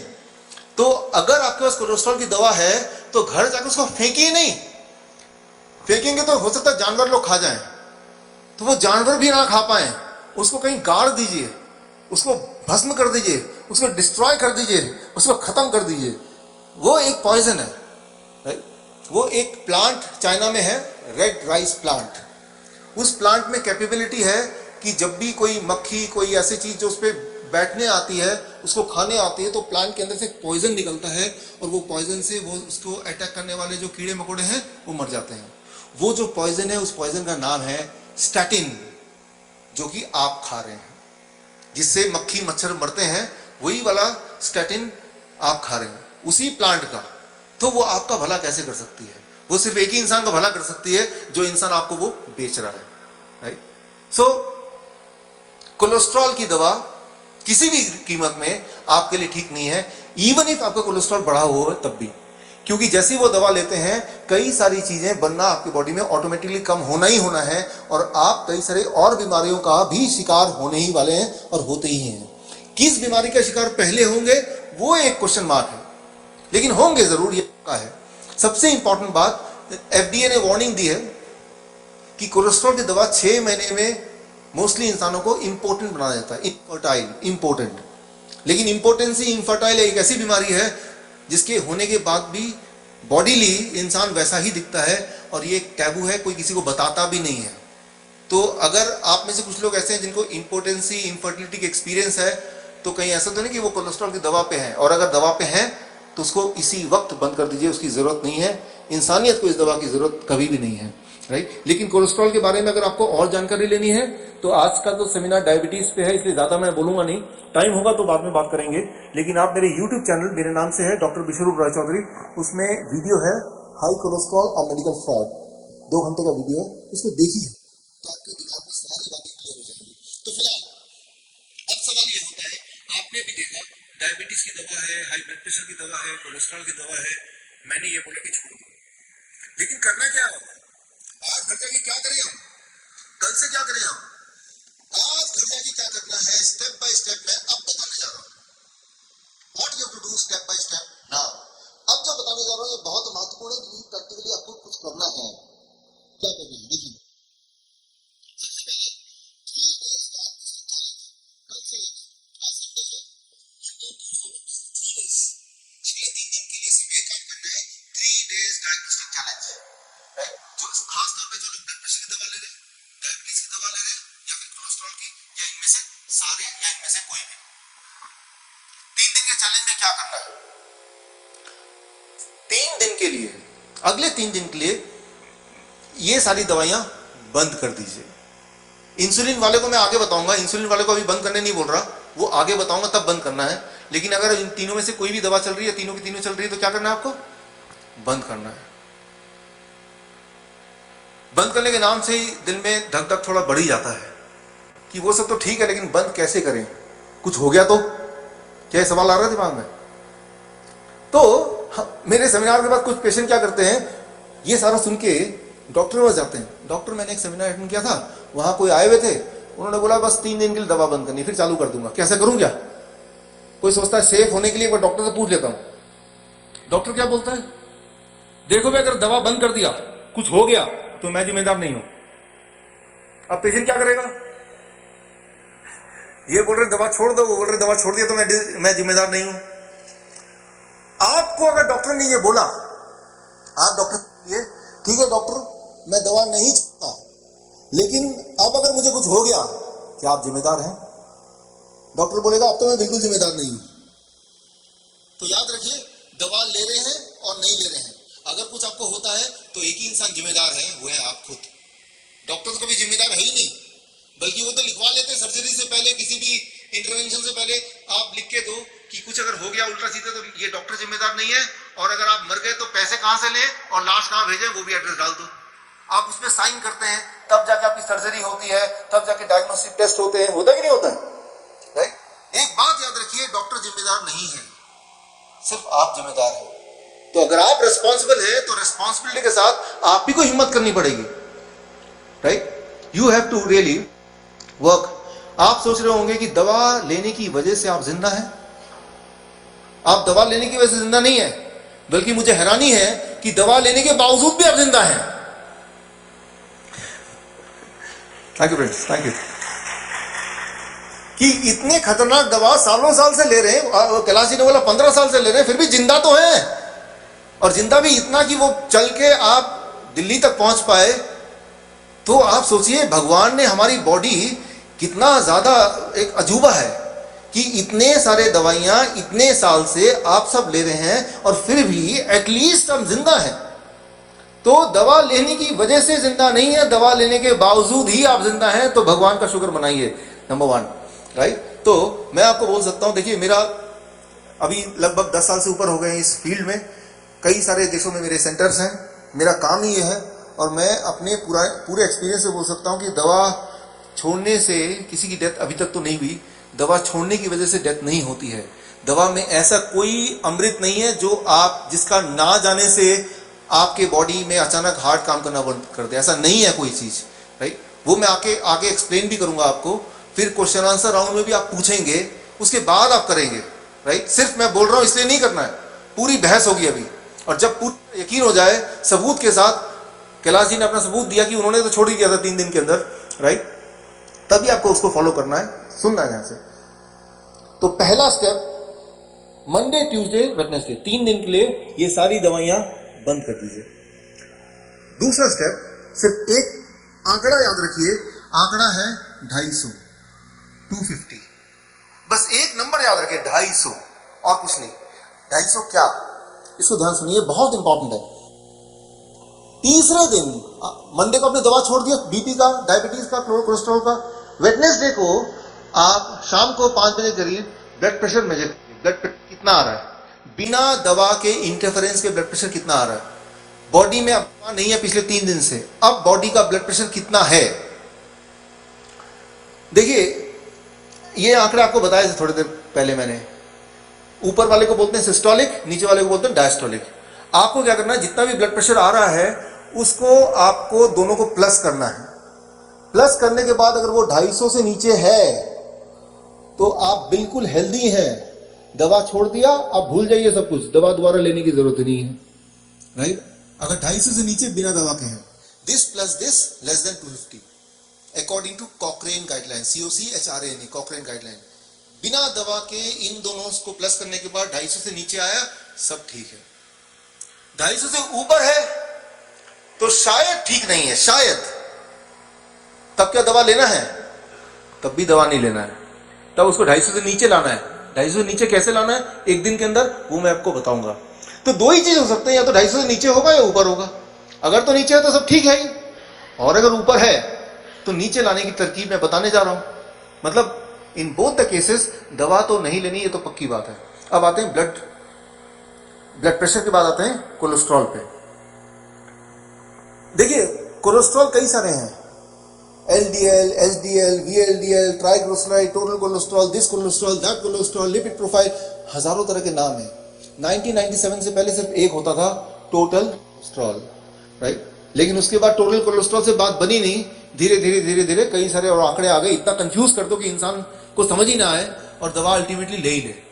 इतने सारे ट्रैप बना दिए, टोटल कोलेस्ट्रॉल ठीक होगा तो हाई कोलेस्ट्रॉल कम होगा, हाई कोलेस्ट्रॉल ठीक होगा तो LDL ज्यादा होगा, अगर उससे भी बात नहीं बन रही तो VLDL एक और है, उससे भी बात नहीं बन रही ट्राइग्लिसराइड एक और है। मतलब इतने सारे ट्रैप बना दो कि दुनिया में ऐसा एक इंसान दिखा दो जिसके सारे पैरामीटर ठीक हो तो बड़ा मुश्किल है, राइट। तो आप वो सब भूल जाइए, सिर्फ एक नंबर याद रखिए, टोटल कोलेस्ट्रॉल। अगर 250 से नीचे आता है बिना दवा के इंटरवेंस में, याद रखिए जो कोलेस्ट्रॉल की दवा आप लेते हैं उसकी आयु बॉडी में करीब 6 घंटे की होती है। तो 6 घंटे के बाद कोलेस्ट्रॉल की दवा का असर नहीं है, यानी कि 3 दिन से आपने कोलेस्ट्रॉल की दवा नहीं ली। अब जो बॉडी का कोलेस्ट्रॉल है, ब्लड का कोलेस्ट्रॉल है, वो वाला कोलेस्ट्रॉल है जो आपका बॉडी खुद मैनेज कर रहा है, ठीक है। तो वो आंकड़ा कितना है टोटल कोलेस्ट्रॉल का, अगर 250 या इससे कम आया तो सब कुछ नॉर्मल है। 250 से ज्यादा आया तो ठीक हो भी सकता, नहीं भी हो सकता, समझ आ रही बात। तब भी ऐसे नहीं कि एबनॉर्मल है, लेकिन तब एबनॉर्मल हो भी सकता है। अब क्या करना है, 250 से कम आया सब कुछ भूल जाइए, दवा तो छोड़ ही रखा था। 250 से ज्यादा आया तो दवा फिर भी नहीं लेनी है, लेकिन अब कुछ करना है। उसके लिए मैं एक रूल बताऊंगा आपको, सब क्लियर हो जाएगा। वो रूल ये, दुनिया में भगवान ने कोलेस्ट्रॉल बनाने की जो ताकत है वो सिर्फ एनिमल्स को दिया है, जानवरों को दिया है, प्लांट्स को, पौधों को नहीं दिया है। पौधे कोलेस्ट्रॉल नहीं बना सकते। आप पौधे हैं या आप जानवर हैं, पहला है।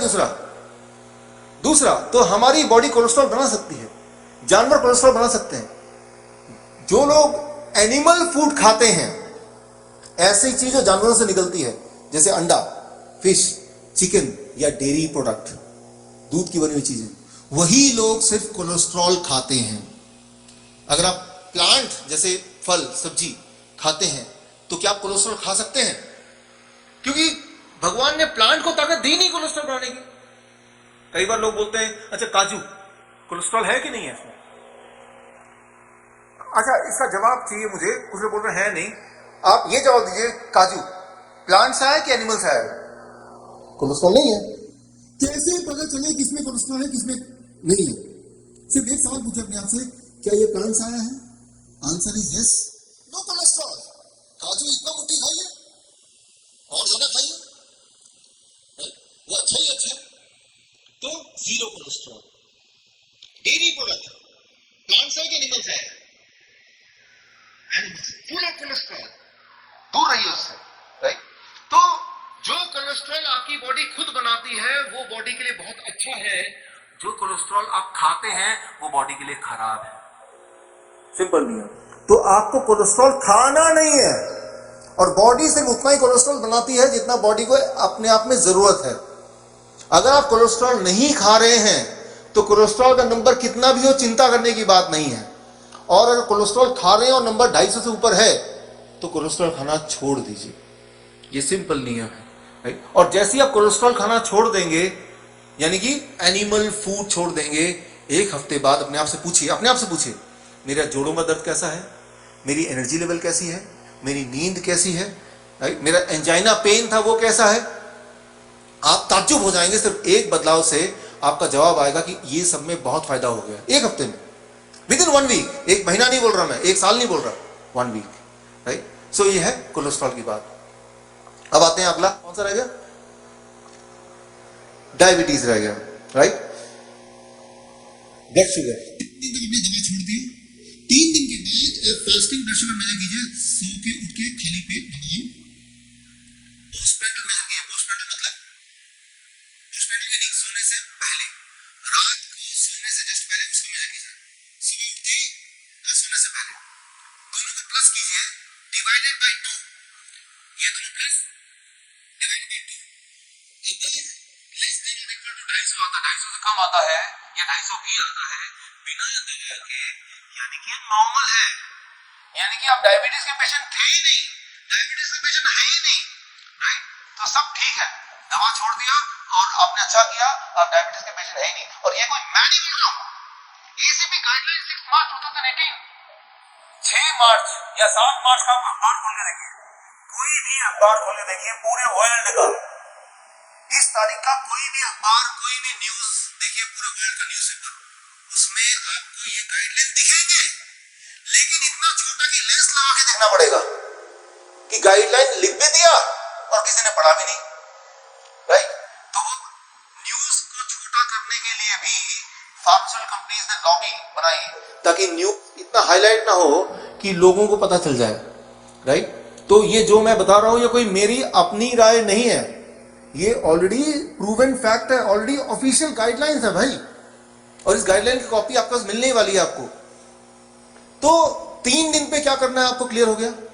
3 दिन तक आपको दवा नहीं ले रही है, बाकी काम वैसे का वैसे ही चलेगा जैसे आप कर रहे हैं, जो कर रहे हैं जो भी। तीसरे दिन आपको ब्लड शुगर, ब्लड प्रेशर और कोलेस्ट्रॉल मेजर करना है, और 250 से नीचे आ गया तो आपको चिंता नहीं करना, आप इसके बीमार थे ही नहीं कभी। और अगर 250 से ऊपर ब्लड शुगर आया, 250 से ऊपर ब्लड प्रेशर आया तो क्या करना है। तो अब मैं जो आगे बताने जा रहा हूं ये उनके लिए है जिनका ब्लड शुगर और ब्लड प्रेशर का टोटल काउंट कितने से ऊपर है, 250।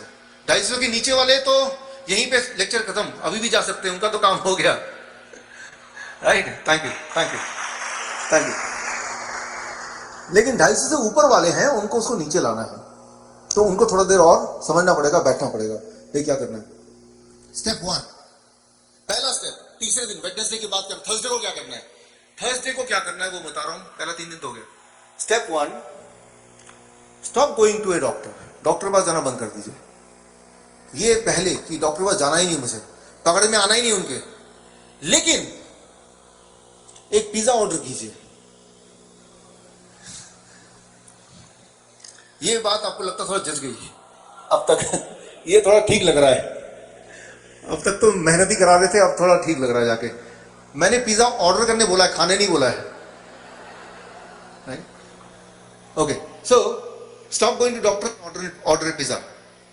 अब जरा समझिए, ये जो पिज्जा आपने ऑर्डर किया इसके अंदर सारे टेक्निक है, सीक्रेट है जो आपको बताएगी आपको क्या करना है। अगले 15-20 मिनट की और लेक्चर है मेरा। देखिए, इमेजिन कीजिए आपका पिज्जा का बिजनेस है, बहुत बड़ा पिज्जा का बिजनेस है, आपने बहुत सारे पिज्जा बना के रखे और डिमांड बहुत है, बहुत लोग भूखे हैं जिनको पिज्जा खाना है, तो कस्टमर आपके पास बहुत सारे हैं, फोन आ रहे हैं पिज्जा लाओ, पिज्जा लाओ, पिज्जा लाओ। पिज्जा है भी, अपने बहुत सारे पिज्जा बना के रखे। पिज्जा होने के बावजूद भी, कस्टमर होने के बावजूद भी, हजारों फोन कॉल आने के बावजूद भी 3 तरीके से आपका पिज्जा बिजनेस फेल हो सकता है। पहला कि ट्रांसपोर्टेशन के लिए गाड़ी ही नहीं है, ये कम हो, है कि नहीं, तो ये भूखे यहां पे खड़े हैं और खाना यहां सड़ रहा है। यही होता है हमारे बॉडी में। देखिए, आपको भूख लगती है, आप खाना खाते हैं, खाना मतलब कुछ भी, वो फ्रूट हो सकता है, वेजिटेबल हो सकता है, वो रोटी हो सकती है, चावल हो सकता है, दाल हो सकता है, जो भी खाना खाते हैं हर खाने में एक चीज जरूर होता है, वो है कार्बोहाइड्रेट्स, शुगर। और शुगर हमारे बॉडी के लिए एनर्जी का सबसे बड़ा सोर्स है। तो जब भूख लगती है तो यानी कि हमारे बॉडी में करोड़ों अनगिनत सेल्स हैं, छोटे छोटे सेल्स हैं, और ये सारे भूखे हैं, ब्रेन को बताते हैं। तो ब्रेन आपको भूख क्रिएट करता है, आप खाना खाते हैं, उसमें शुगर होता है, वो शुगर ब्लड में जाता है, और ब्लड में एक ट्रांसपोर्टेशन सिस्टम है जो कि शुगर को लेके सेल्स तक पहुंचाए। ये जो ट्रांसपोर्टर है इसका नाम क्या है बॉडी के अंदर का? इंसुलिन। इंसुलिन क्या करता है? वो वही वाला काम करता है जो काम पिज्जा बिजनेस में ये मोटर बाइक करेगा, कि खाने को लेके कस्टमर तक पहुंचाना, यानी कि शुगर को लेके आपके सेल्स के अंदर तक ले जाना, राइट। कुछ लोगों की बॉडी में ये ट्रांसपोर्टर, ये जो मोटर बाइक है, ये कम बनता है, यानी कि इंसुलिन कम बन रहा है। तो खाना भी है अवेलेबल पेट में, ब्लड में, और सेल्स भी भूखे हैं, लेकिन खाना सेल्स तक क्यों नहीं पहुंच पा रहे? इंसुलिन कम बन रहा है। ज्यादातर ऐसा होता है छोटे बच्चों के केस में, डायबिटीज टाइप 1 बोलते हैं। एक पेशेंट यहां भी था, राइट, डायबिटीज टाइप 1। तो ऐसे में क्या करेंगे? डॉक्टर बोलेगा मोटर बाइक कम है तो भाई थोड़ा किराए पे मोटर बाइक ले लो, ऐसी ना, काम चला लो अभी। तो उनके साथ भी ऐसे ही होता है कि डॉक्टर बोलता है आपका बॉडी इंसुलिन कम बना रहा है तो बाहर से ले लो रोज। बाहर से लेना कुछ ऐसे ही होगा कि जब भी किसी ने पिज्जा ऑर्डर किया, आपने अपने अड़ोसी पड़ोसी से उधार में मोटरसाइकिल थोड़ी देर के लिए मांग लिया, लेकिन ये लॉन्ग टर्म नहीं चलने वाला, एक आध दिन चल जाएगा। Getting the point? तो ये होगा पहला तरीका डायबिटीज होने का। जब बॉडी को मेरी 250 से ऊपर रीडिंग आ जाएगा,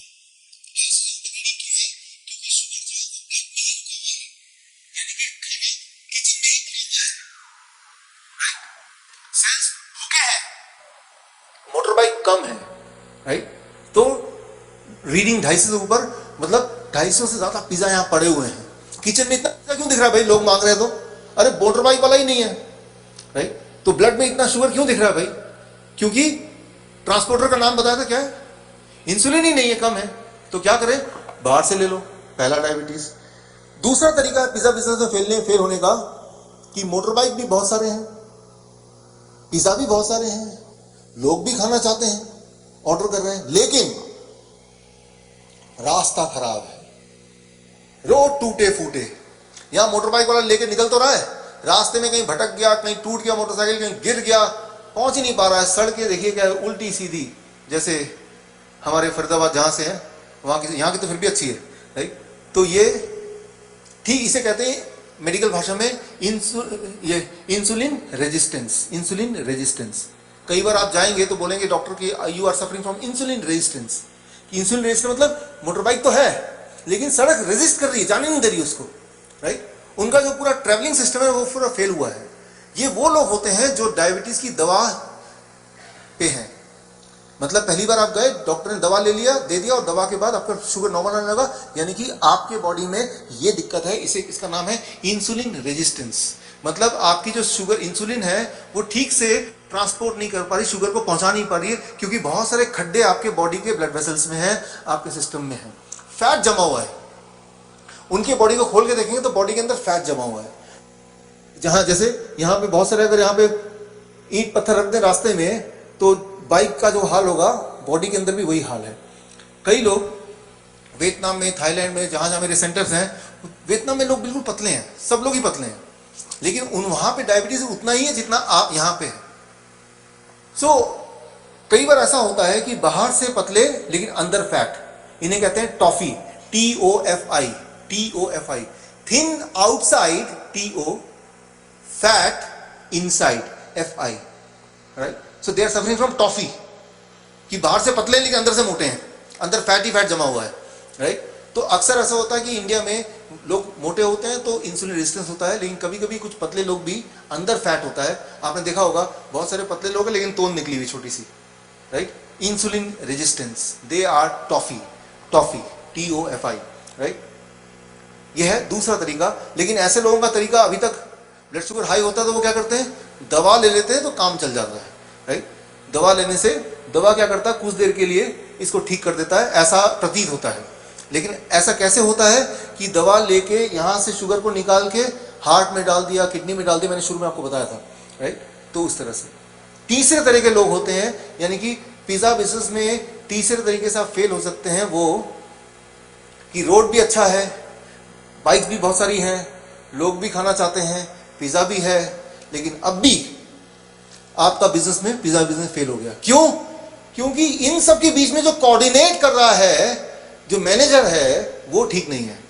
मैनेजर इससे लेगा, ठीक से बाइक वाले को बताएगा एड्रेस टाइम, तब जाके पहुंचाएगा ना। किचन वाले को ही बताएगा, इसका बीच का काम है।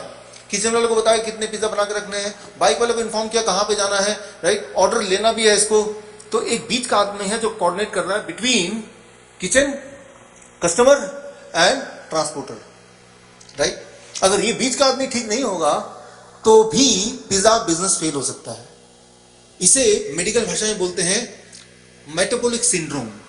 ऐसे लोग जो पहले ब्लड प्रेशर की दवाइयां ले रहे थे, पहले कोलेस्ट्रॉल की दवा ले रहे थे, उसके बाद एक दिन डॉक्टर ने बोला आपको ब्लड शुगर की दवा भी लेनी है, तो ये उस कैटेगरी के लोग हैं, मेटाबॉलिक सिंड्रोम। मैं आपको समझाता हूं। मान लीजिए आपके हाथ में एप्पल है, जैसे ही आपने एप्पल देखा तो ब्रेन ने पहला सिग्नल इंसुलिन को भेज दिया, पैनक्रियास को भेज दिया कि एप्पल आने वाला है। अभी आपने खाया नहीं, लेकिन बॉडी ने इंसुलिन बनाना प्रोड्यूस कर दिया पहले से ही। अब आपने उसको जीभ में लिया, ब्रेन ने दूसरा सिग्नल भेजा, अब आप चबा रहे हैं, ये थर्ड सिग्नल भेजा, और जब तक वो पेट में गया तब तक सारा इंसुलिन अपनी अपनी जगह पे पूरा तैयार है ऑलरेडी। इसको अंडरस्टैंड करने की कोशिश करें कि आप जब सोचते हैं कि मुझे खाना खाना है, उस सोच से ही बॉडी के अंदर तैयारी शुरू हो जाती है। जब कस्टमर का कॉल आया कि ऑर्डर करना है, तभी इसने किचन में बोल दिया भाई बनाना स्टार्ट कर दो, गेटिंग द पॉइंट, राइट। तो वो जो कोऑर्डिनेशन है वो इंपॉर्टेंट है बड़ा। वो कोऑर्डिनेशन में गड़बड़ तब होती है जब जब ब्लड प्रेशर की गोली, कोलेस्ट्रॉल की गोली लेगा तो कोऑर्डिनेशन ब्रेक हो जाएगा, फिर उसको ब्लड शुगर की गोली भी लेनी पड़ेगी। यह है तीसरा, 3 तरीके से बिजनेस फेल हो सकता है पिज्जा का। तो आपका बॉडी भी एक पिज्जा की फैक्ट्री है, पिज्जा का दुकान है, और वो भी 3 तरीके से किसी एक तरीके से फेल हुआ है, जिसके कारण आपका ब्लड शुगर कितने से ऊपर होना है, अब 250 से ऊपर, राइट। तो अब इस बिजनेस को ठीक कैसे करें, यानी कि इन 3 तरह के प्रॉब्लम के 3 सोल्यूशन क्या हैं। अब अगले 5 मिनट में मैं 3 सोल्यूशन बताऊंगा जो आपको तीसरे दिन यानी कि वेडनेसडे के बाद से इंप्लीमेंट करना है, थर्सडे, फ्राइडे, सैटरडे, राइट। पहला कौन सा था, ये देखिए, पहला है जिसमें इंसुलिन कम बन रहा है, इसको बोलते हैं मेडिकल भाषा में डायबिटीज टाइप 1, ठीक है। दूसरा, जिन्होंने दवाई से ब्लड शुगर को नॉर्मल कर दिया, उसे बोलते हैं डायबिटीज टाइप 2। तीसरा, ऐसे लोग जो पहले ब्लड प्रेशर की दवा ले रहे थे, फिर ब्लड कोलेस्ट्रॉल की दवा ले रहे थे, हार्ट की दवा ले रहे थे, और अब कुछ समय से शुगर की दवा भी लेनी शुरू कर दी। उन्हें अब नया नाम दिया गया है कुछ समय से डायबिटीज टाइप 3 या फिर मेटाबॉलिक सिंड्रोम, राइट। सो इस केस में हमें कुछ ऐसा करना होगा कि हमारा बॉडी ज्यादा इंसुलिन बनाने लगे। बात प्रॉब्लम सॉल्व। हम क्या करें कि हमारी बॉडी ज्यादा इंसुलिन बनाए, इंपॉर्टेंट। देखिए क्या करना है आपको, इसके लिए एक इंपॉर्टेंट बात समझिए। हमारे पूरे बॉडी में सेल्स हैं, मिलियंस ऑफ सेल्स, करोड़ों सेल्स, लेकिन इससे भी 10 गुना ज्यादा सेल्स हैं हमारे बॉडी के स्टमक के अंदर। इन्हें कहते हैं माइक्रोबियल सेल, माइक्रोब्स। माइक्रोब कौन होते हैं? माइक्रोब छोटे छोटे कीटाणु टाइप होते हैं, कीड़े टाइप होते हैं, जो हमारे बॉडी में रहते हैं, जो बाहर से आके बॉडी में बसते हैं। वो हमारे बॉडी के पार्ट नहीं है, वो बॉडी में रहने आए हैं, जैसे आप इस शहर में रहने आए हैं, और वो ज्यादातर स्टमक में रहते हैं। लेकिन वो बॉडी की मदद करते हैं डाइजेशन में, बॉडी की मदद करते हैं केमिकल बैलेंस में, या बॉडी की मदद करते हैं ब्लड होमोस्टेसिस को बैलेंस करने में। बॉडी की सारी एक्टिविटी में वो माइक्रोब बॉडी की हेल्प करते हैं, और बदले में बॉडी के अंदर रहते हैं वो। तो उनकी संख्या कितनी है? 10 गुना ज्यादा है हमारे खुद के अपने सेल्स से। यानी कि जब आप मरेंगे, जब मैं मरूंगा, तो हमारे बॉडी में जितने भी सेल्स हैं उसमें से 10% सेल ही मरेंगे एक्चुअली, और बाकी जो सेल्स हैं वो हमारे सेल नहीं है, वो तो माइक्रोब्स हैं। वो मिट्टी के रास्ते दूसरे और किसी इंसान या दूसरे और किसी एनिमल के अंदर जाके वहां वो अपना घर बसाएंगे। क्लियर है ये बात? 10% of our cells are our cells, वो हम हैं। 90% जो हमारे बॉडी में सेल्स हैं वो हम नहीं हैं, वो बाहर से आए हैं माइक्रोब्स, और बॉडी में रहते हैं, मोस्टली स्टमक में रहते हैं, लेकिन बॉडी का बहुत सारा काम करते हैं और बदले में बॉडी में रहते हैं। अब जो भी आप खाते हैं मुंह के रास्ते जाता है, वो इसे बोलते हैं फॉरेन मैटर, वो बॉडी का अपना अंग नहीं है। लेकिन जब वो स्टमक में जाता है, ये जो माइक्रोब है ये इसको जांचते हैं कि ये क्या ये इस लायक है कि बॉडी के अंदर भेजा जाए, क्या पॉइजन तो नहीं है। जिस तरह से हमारे देश में सरहद है, बॉर्डर में पहरेदार है और पहरेदार पूरा निगरानी रखते हैं। पहरेदार शहर में भी है और बॉर्डर में भी है, लेकिन जितना ज्यादा गोलीबारी बॉर्डर में होती है उतना शहर में नहीं होती। ठीक इसी तरह से हमारे इम्यून रिएक्शन जितना स्टमक में होता है उतने पूरे बॉडी में नहीं होता। पूरे बॉडी में जब इम्यून रिएक्शन, इम्यून एक्टिविटी पूरे जीवन भर में जितना होता है उतना सिर्फ एक दिन में उतना इम्यून एक्टिविटी बॉडी में होता है, स्टमक में होता है। तो स्टमक में ज्यादा इम्यूनिटी की एक्टिविटी होती है और स्टमक में ही 90% जो बॉडी सेल्स हैं, जो हमारे अपने सेल नहीं, वो रहते हैं। यहां तक क्लियर हो गया? अब इनमें से करीब 500 वैरायटी इनकी, जो बैक्टीरियाज हैं, गुड बैक्टीरिया बोलते हैं या उनको माइक्रोब बोलते हैं, जर्म्स बोलते हैं, कुछ भी नाम ले लो। कितने? 500। उसमें से एक का नाम है अकरमांसिया मुसिनिफिला। नाम इंपॉर्टेंट नहीं है, लेकिन मैं यूं ही बता रहा हूं। ये एक छोटा सा बैक्टीरिया है, ये भी एक इंपॉर्टेंट रोल प्ले करता है हमारे बॉडी में इम्यूनिटी को बनाए रखने में। इसकी एक और काम भी है कि बॉडी में इंसुलिन को बनाने में मदद करना। इसका इस बैक्टीरिया का काम है कि बॉडी में इंसुलिन बनने में मदद करना। जिनके बॉडी में ये बैक्टीरिया कम पाए जाएंगे तो उनके बॉडी में इंसुलिन की मात्रा भी कम होगी, तो उनका ब्लड शुगर ज्यादा होगा। तो आपको क्या करना है कि इसकी मात्रा थोड़ी ज्यादा हो, लेकिन इसकी मात्रा तब ज्यादा होगी जब इसको सही खुराक मिलेगी, खाना मिलेगा, राइट? जिस तरह से मान लो बॉर्डर में, कश्मीर बॉर्डर में गोरखा रेजिमेंट है, एग्जाम्पल ले रहा हूं मैं, उनके पास बंदूक है, वो ज्यादा अच्छा पहरा दे पाएंगे जब हम उनको बुलेट्स सप्लाई करें। लेकिन बुलेट्स हमें कौन सी वाली सप्लाई करनी है? वो वाली सप्लाई करनी है जो उनके बंदूक में फिट हो। Getting the point? कोई भी बुलेट नहीं चलेगा, बुलेट वो हो जो उनके बंदूक की नली में फिट हो, वही वाला बुलेट उनको चाहिए। ठीक इसी तरह से कोई भी खाना ये नहीं खाते, इनको जो खाना पसंद है उसका नाम है, मेडिकली बोलते हैं मैक। मैक मतलब वो कंप्यूटर वाला मैक नहीं, ये जो खाना खाते हैं उसको मेडिकली बोलते हैं मैक। तो मैक, ऐसा खाना आपको खाना है जिसके अंदर मैक हो, MAC, मैक, क्योंकि उसी में से इसको खाना मिलेगा। ये और बढ़ेंगे, जितना ज्यादा इसकी पॉपुलेशन होगी उतना बॉडी इंसुलिन बनाएगा, जितना ज्यादा बॉडी इंसुलिन बनाएगा उतना डायबिटीज कम होगा। Getting the point? अब आपको क्या जानना है, ये मैक क्या है भाई? तो अगला स्लाइड में बता रहा हूं व्हाट इज मैक और वो कौन से खाने में आता है और कैसे कर सकते हैं। ये रिपोर्ट स्टैनफोर्ड यूनिवर्सिटी 2014, पूरी रिपोर्ट चाहिए तो वो भी मुझसे आप ले सकते हैं। मैक का फुल फॉर्म है माइक्रोबायोटा एक्सेसिबल कार्बोहाइड्रेट। कार्बोहाइड्रेट अलग अलग तरह से होते हैं, दूध में भी कार्बोहाइड्रेट है, अंडे में भी कार्बोहाइड्रेट है, रोटी में भी कार्बोहाइड्रेट है, चावल में भी कार्बोहाइड्रेट है, दाल में भी कार्बोहाइड्रेट है, हर एक में कार्बोहाइड्रेट है। लेकिन सारे कार्बोहाइड्रेट अलग अलग हैं। जो कार्बोहाइड्रेट फ्रूट्स एंड वेजिटेबल में आते हैं उन्हें बोलते हैं MAC, मैक।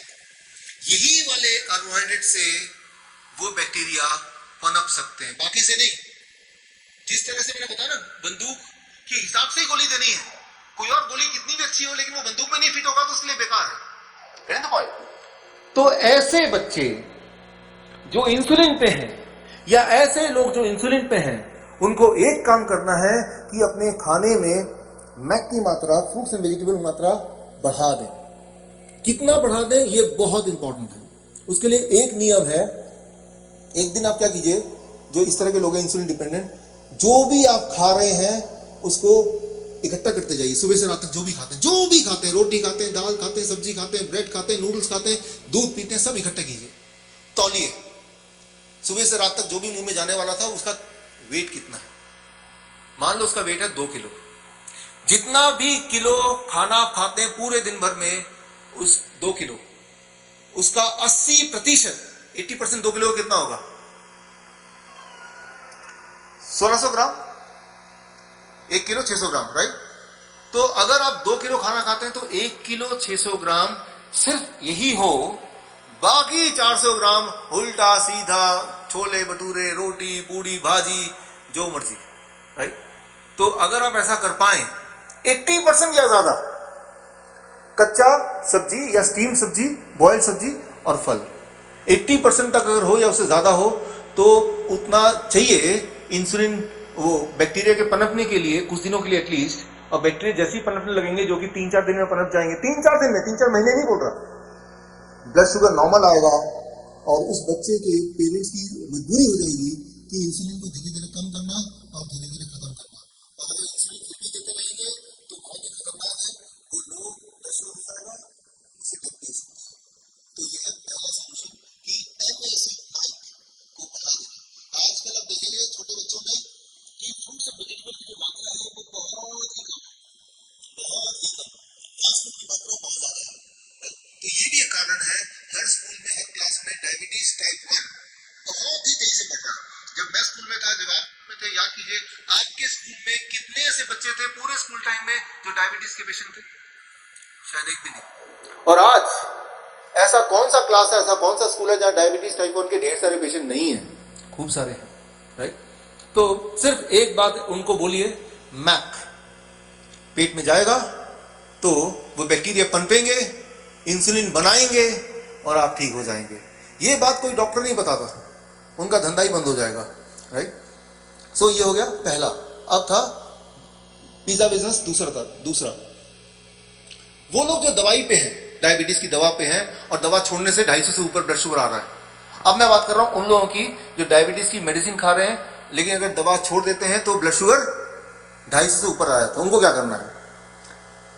ये 2016 Nobel prize winning science Japanese scientist Yoshinori Ohsumi, इनको नोबेल प्राइज मिला है इस साइंस के लिए। जो आपको बताने जा रहा हूं सिंपल भाषा में, आपको समझाने के लिए बता रहा हूं ताकि आपको एकदम समझ आए और आप घर पे जाके कर पाए।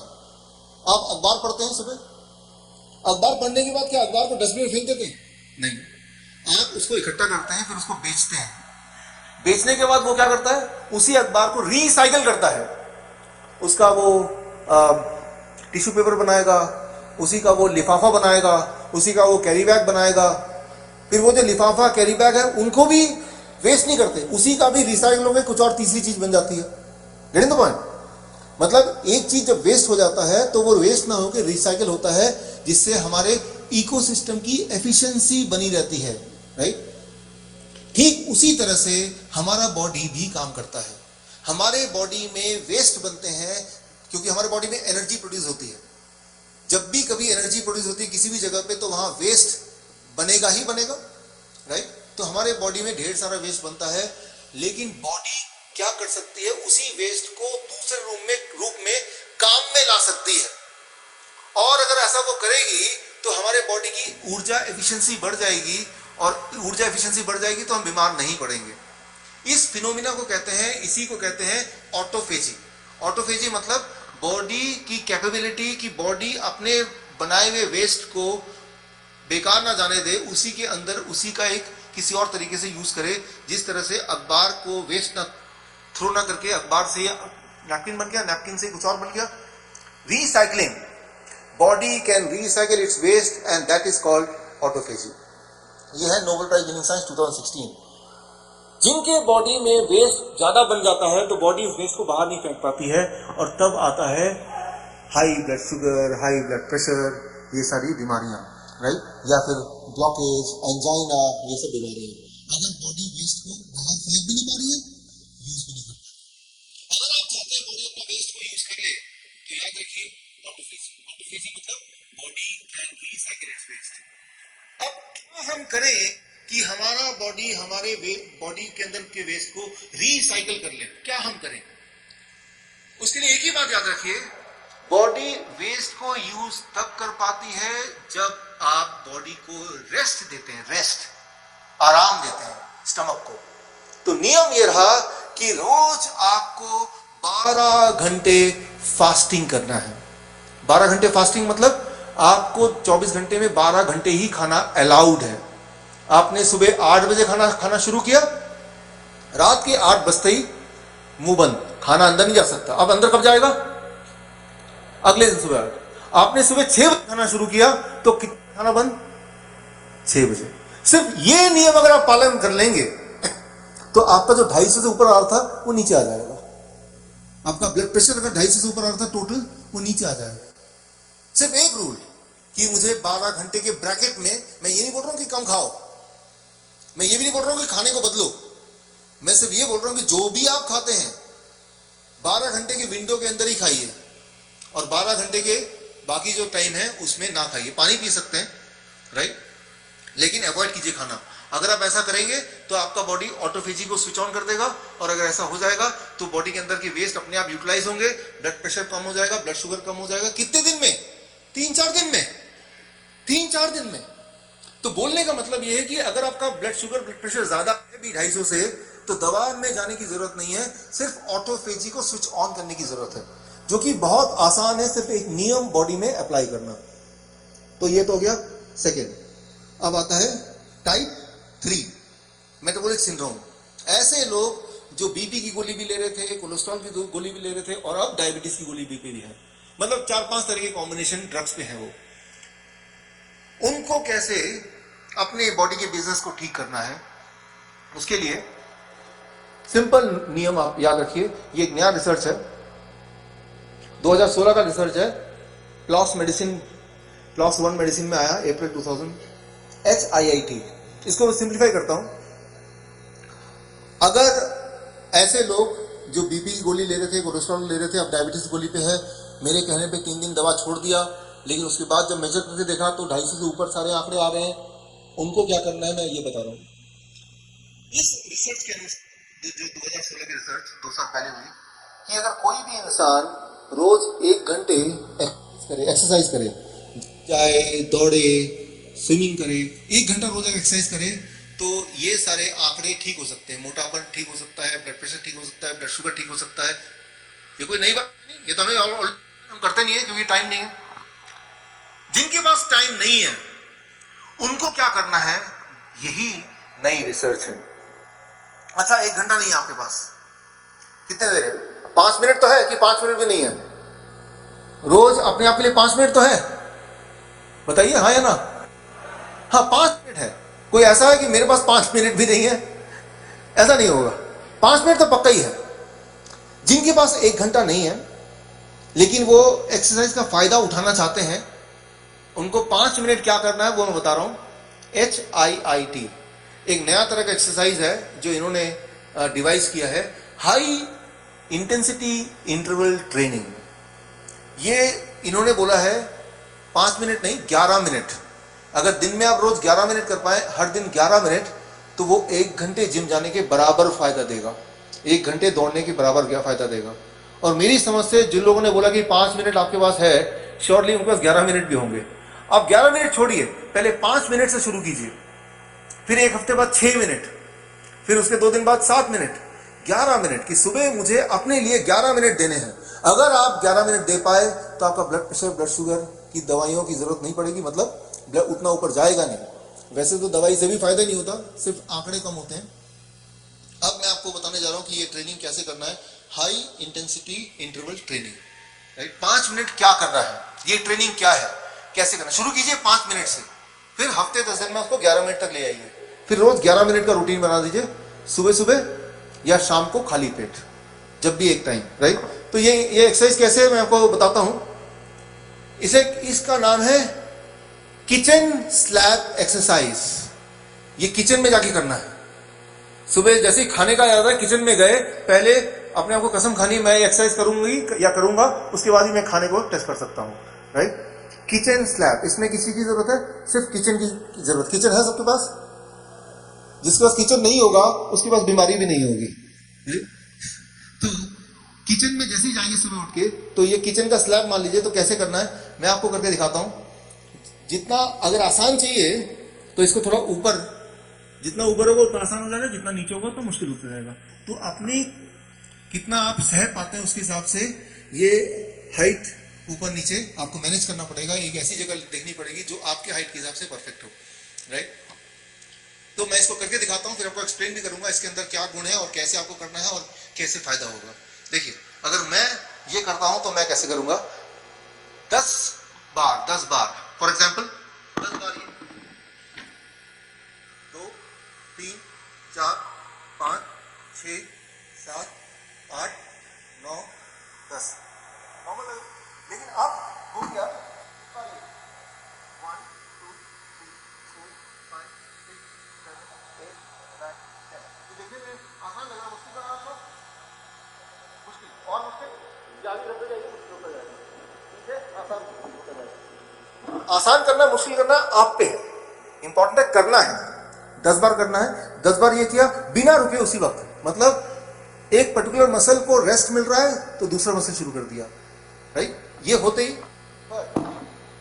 तीसरा, अब पैर, दोनों हाथ हट गए, पैर 1 2 3 4 5 6 7 8 9 10। ये पूरा उठना है, आधा उठना है, राइट, ये आपके ऊपर है, लेकिन करना 10 बार है, राइट। ये किया, आप देख रहे हैं हाथ को रेस्ट मिल गया, राइट, पैर में कर रहे हैं। अब पैर को जब रेस्ट चाहिए तो हाथ से करना है, लेकिन एक चीज को रेस्ट नहीं मिल रही हो, किसको, हार्ट एंड लंग्स, उसको रेस्ट नहीं देना है, लगातार करना है। मेरी सांसें फूल रही हैं, लगातार करना है। अब चौथा पकड़ लिया, 4 5 7 8 9 10।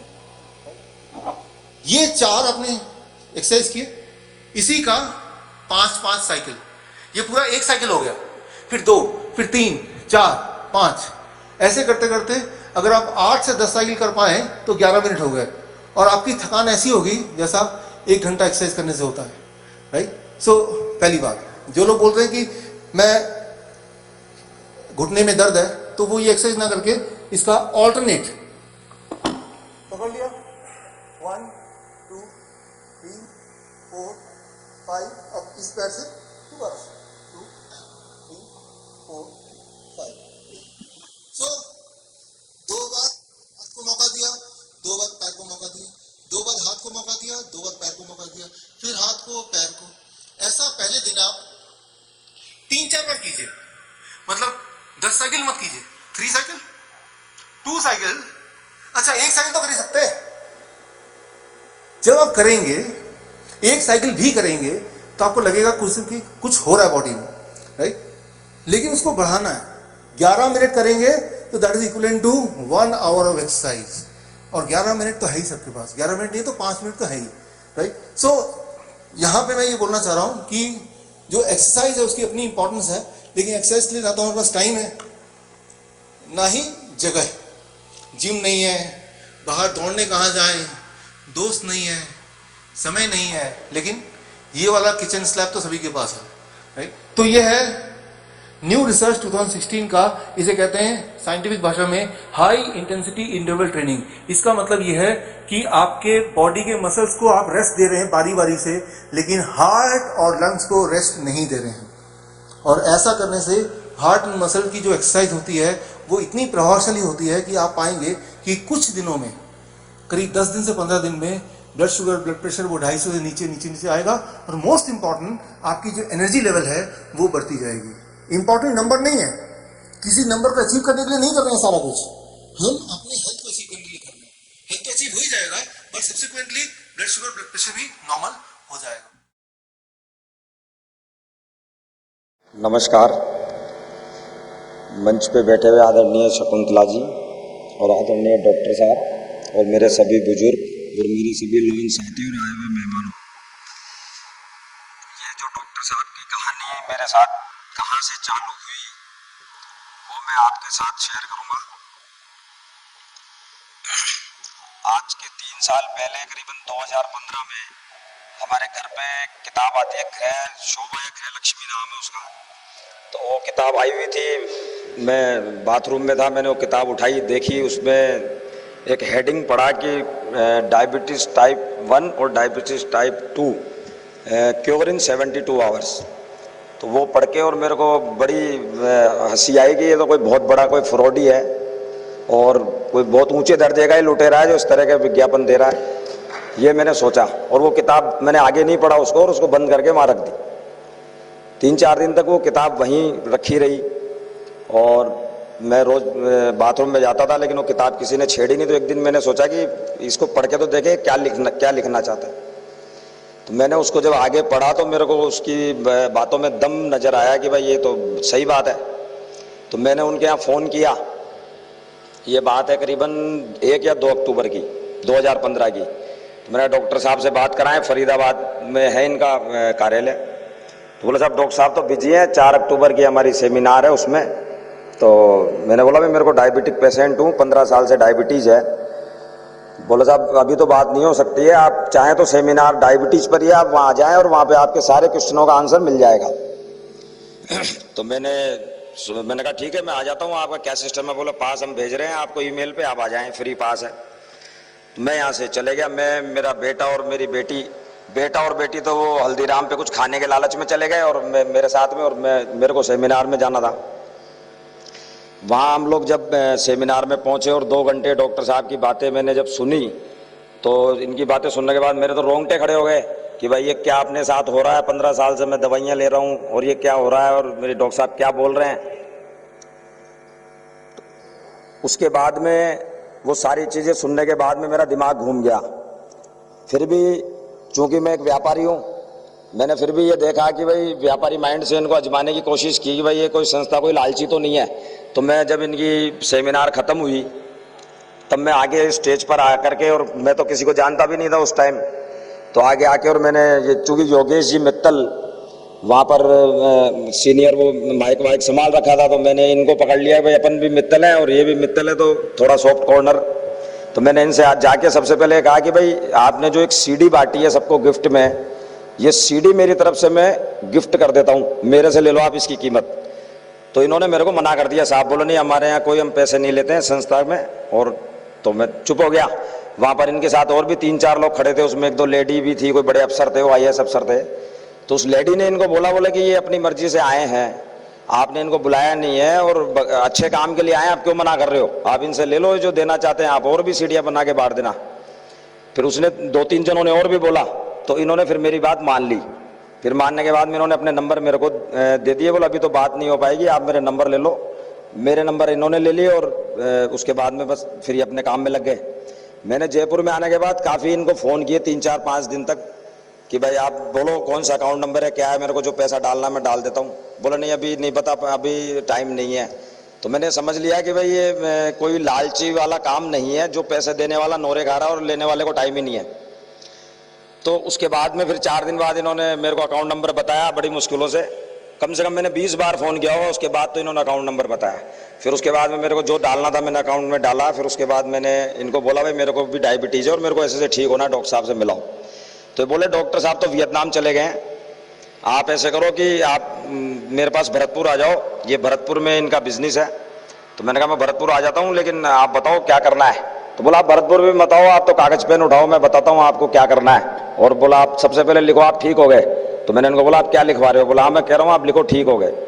बोला आप में जो जुनून और एक जज्बा है ठीक होने का, और जिस तरह से आप अप्रोच कर रहे हो हमारे को, ये जज्बा ठीक होने के लिए ज़रूरी है, तभी आप लोग ठीक हो सकते हो। तो मैंने उसके बाद में इन्होंने मेरे को पूरी जो भी लाइफ स्टाइल करनी थी, जो भी कुछ करना था वो लिखा दिया कागज़ पे, फ़ोन पे। और मैंने दूसरे दिन से ही ये इस पर बिल्कुल चालू कर दिया और ये सोच लिया कि अब मेरे को, मैंने मतलब सेकंड डे से ही दवाई बिल्कुल बंद कर दी।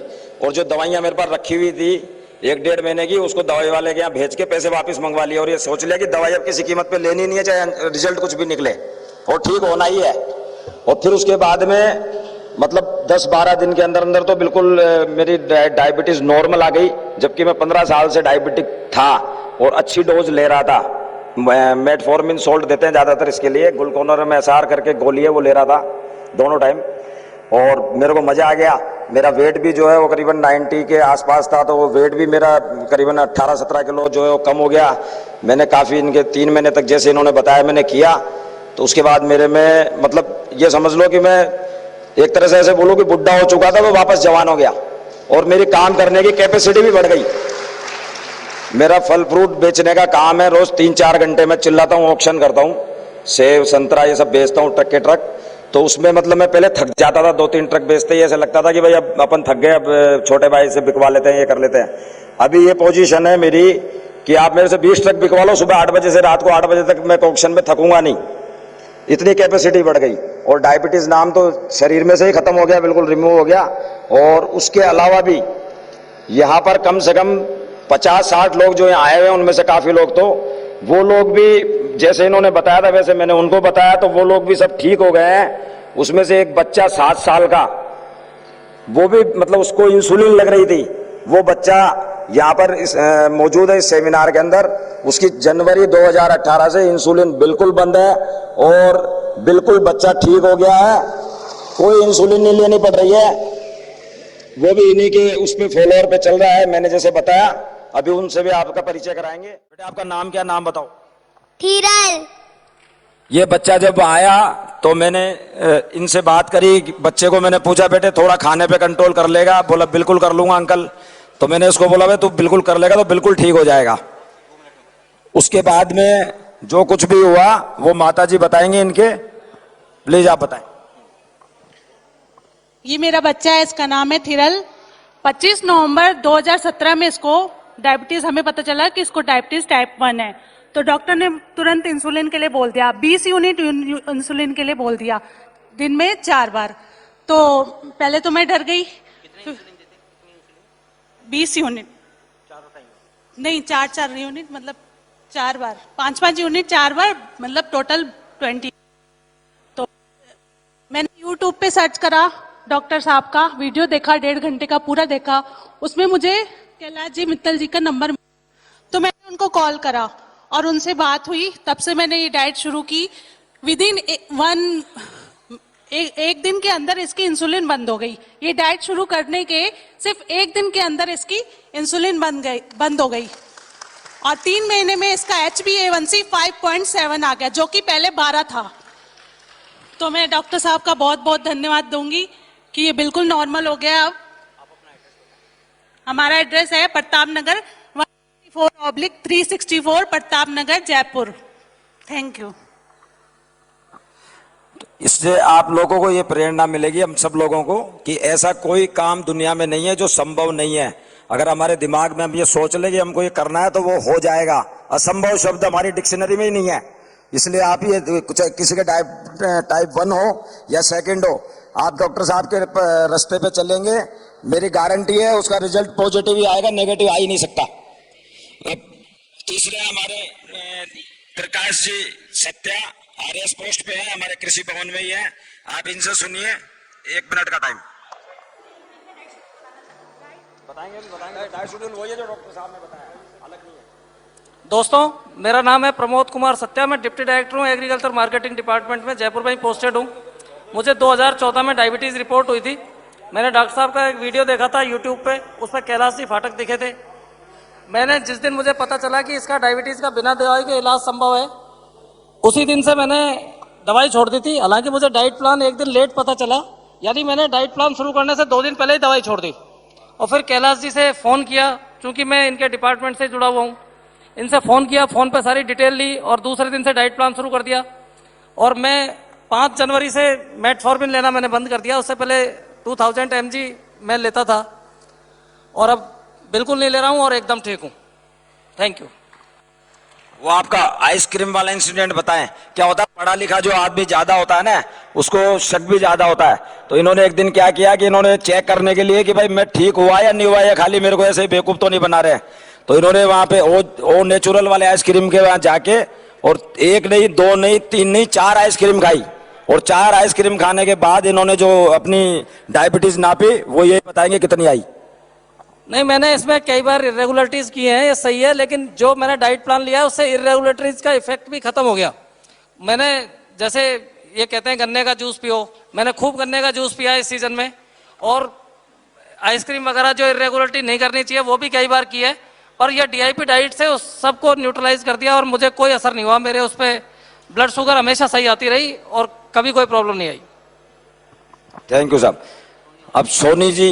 ये सोनी है, प्रमोद जी के एक दिन बाद ही मैंने ये डाइट प्लान शुरू किया था, और सभी लोग यहाँ डायबिटीज़ की बात कर रहे हैं, लेकिन मैं आपको ये श्योर करना चाहता हूँ, और मैं इसका एक उदाहरण हूँ कि मैंने BP की दवाई और BP के साथ में एक दवाई और जो शायद है कि डॉक्टर ने मुझे मना कर दिया था कि मैं ज़िंदगी भर नहीं छोड़ पाऊँगा।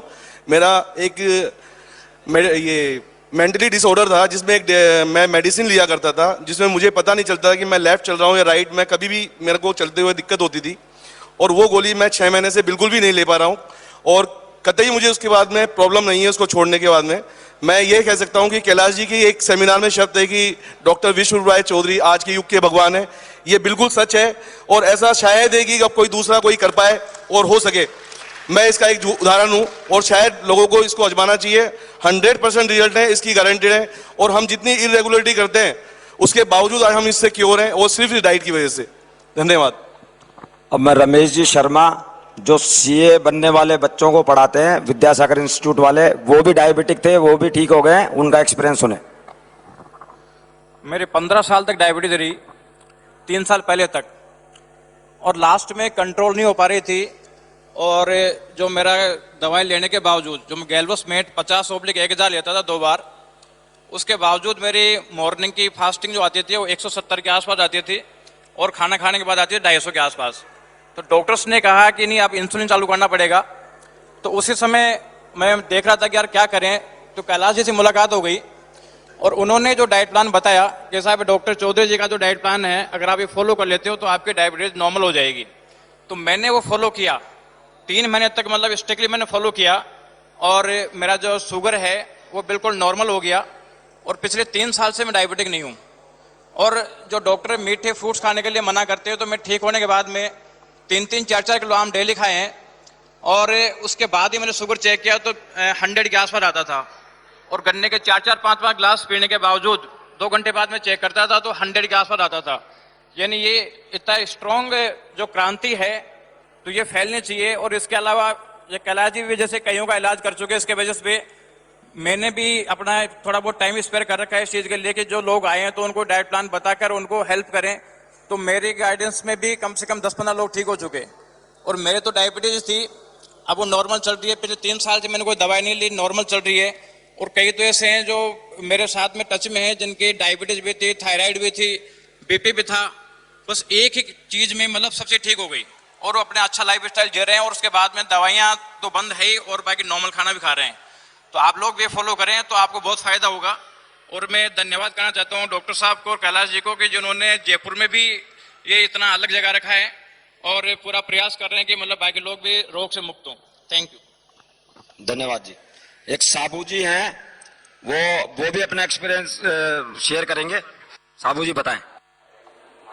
हाँ, नमस्कार साथियों, मेरा नाम जगदीश साहू है।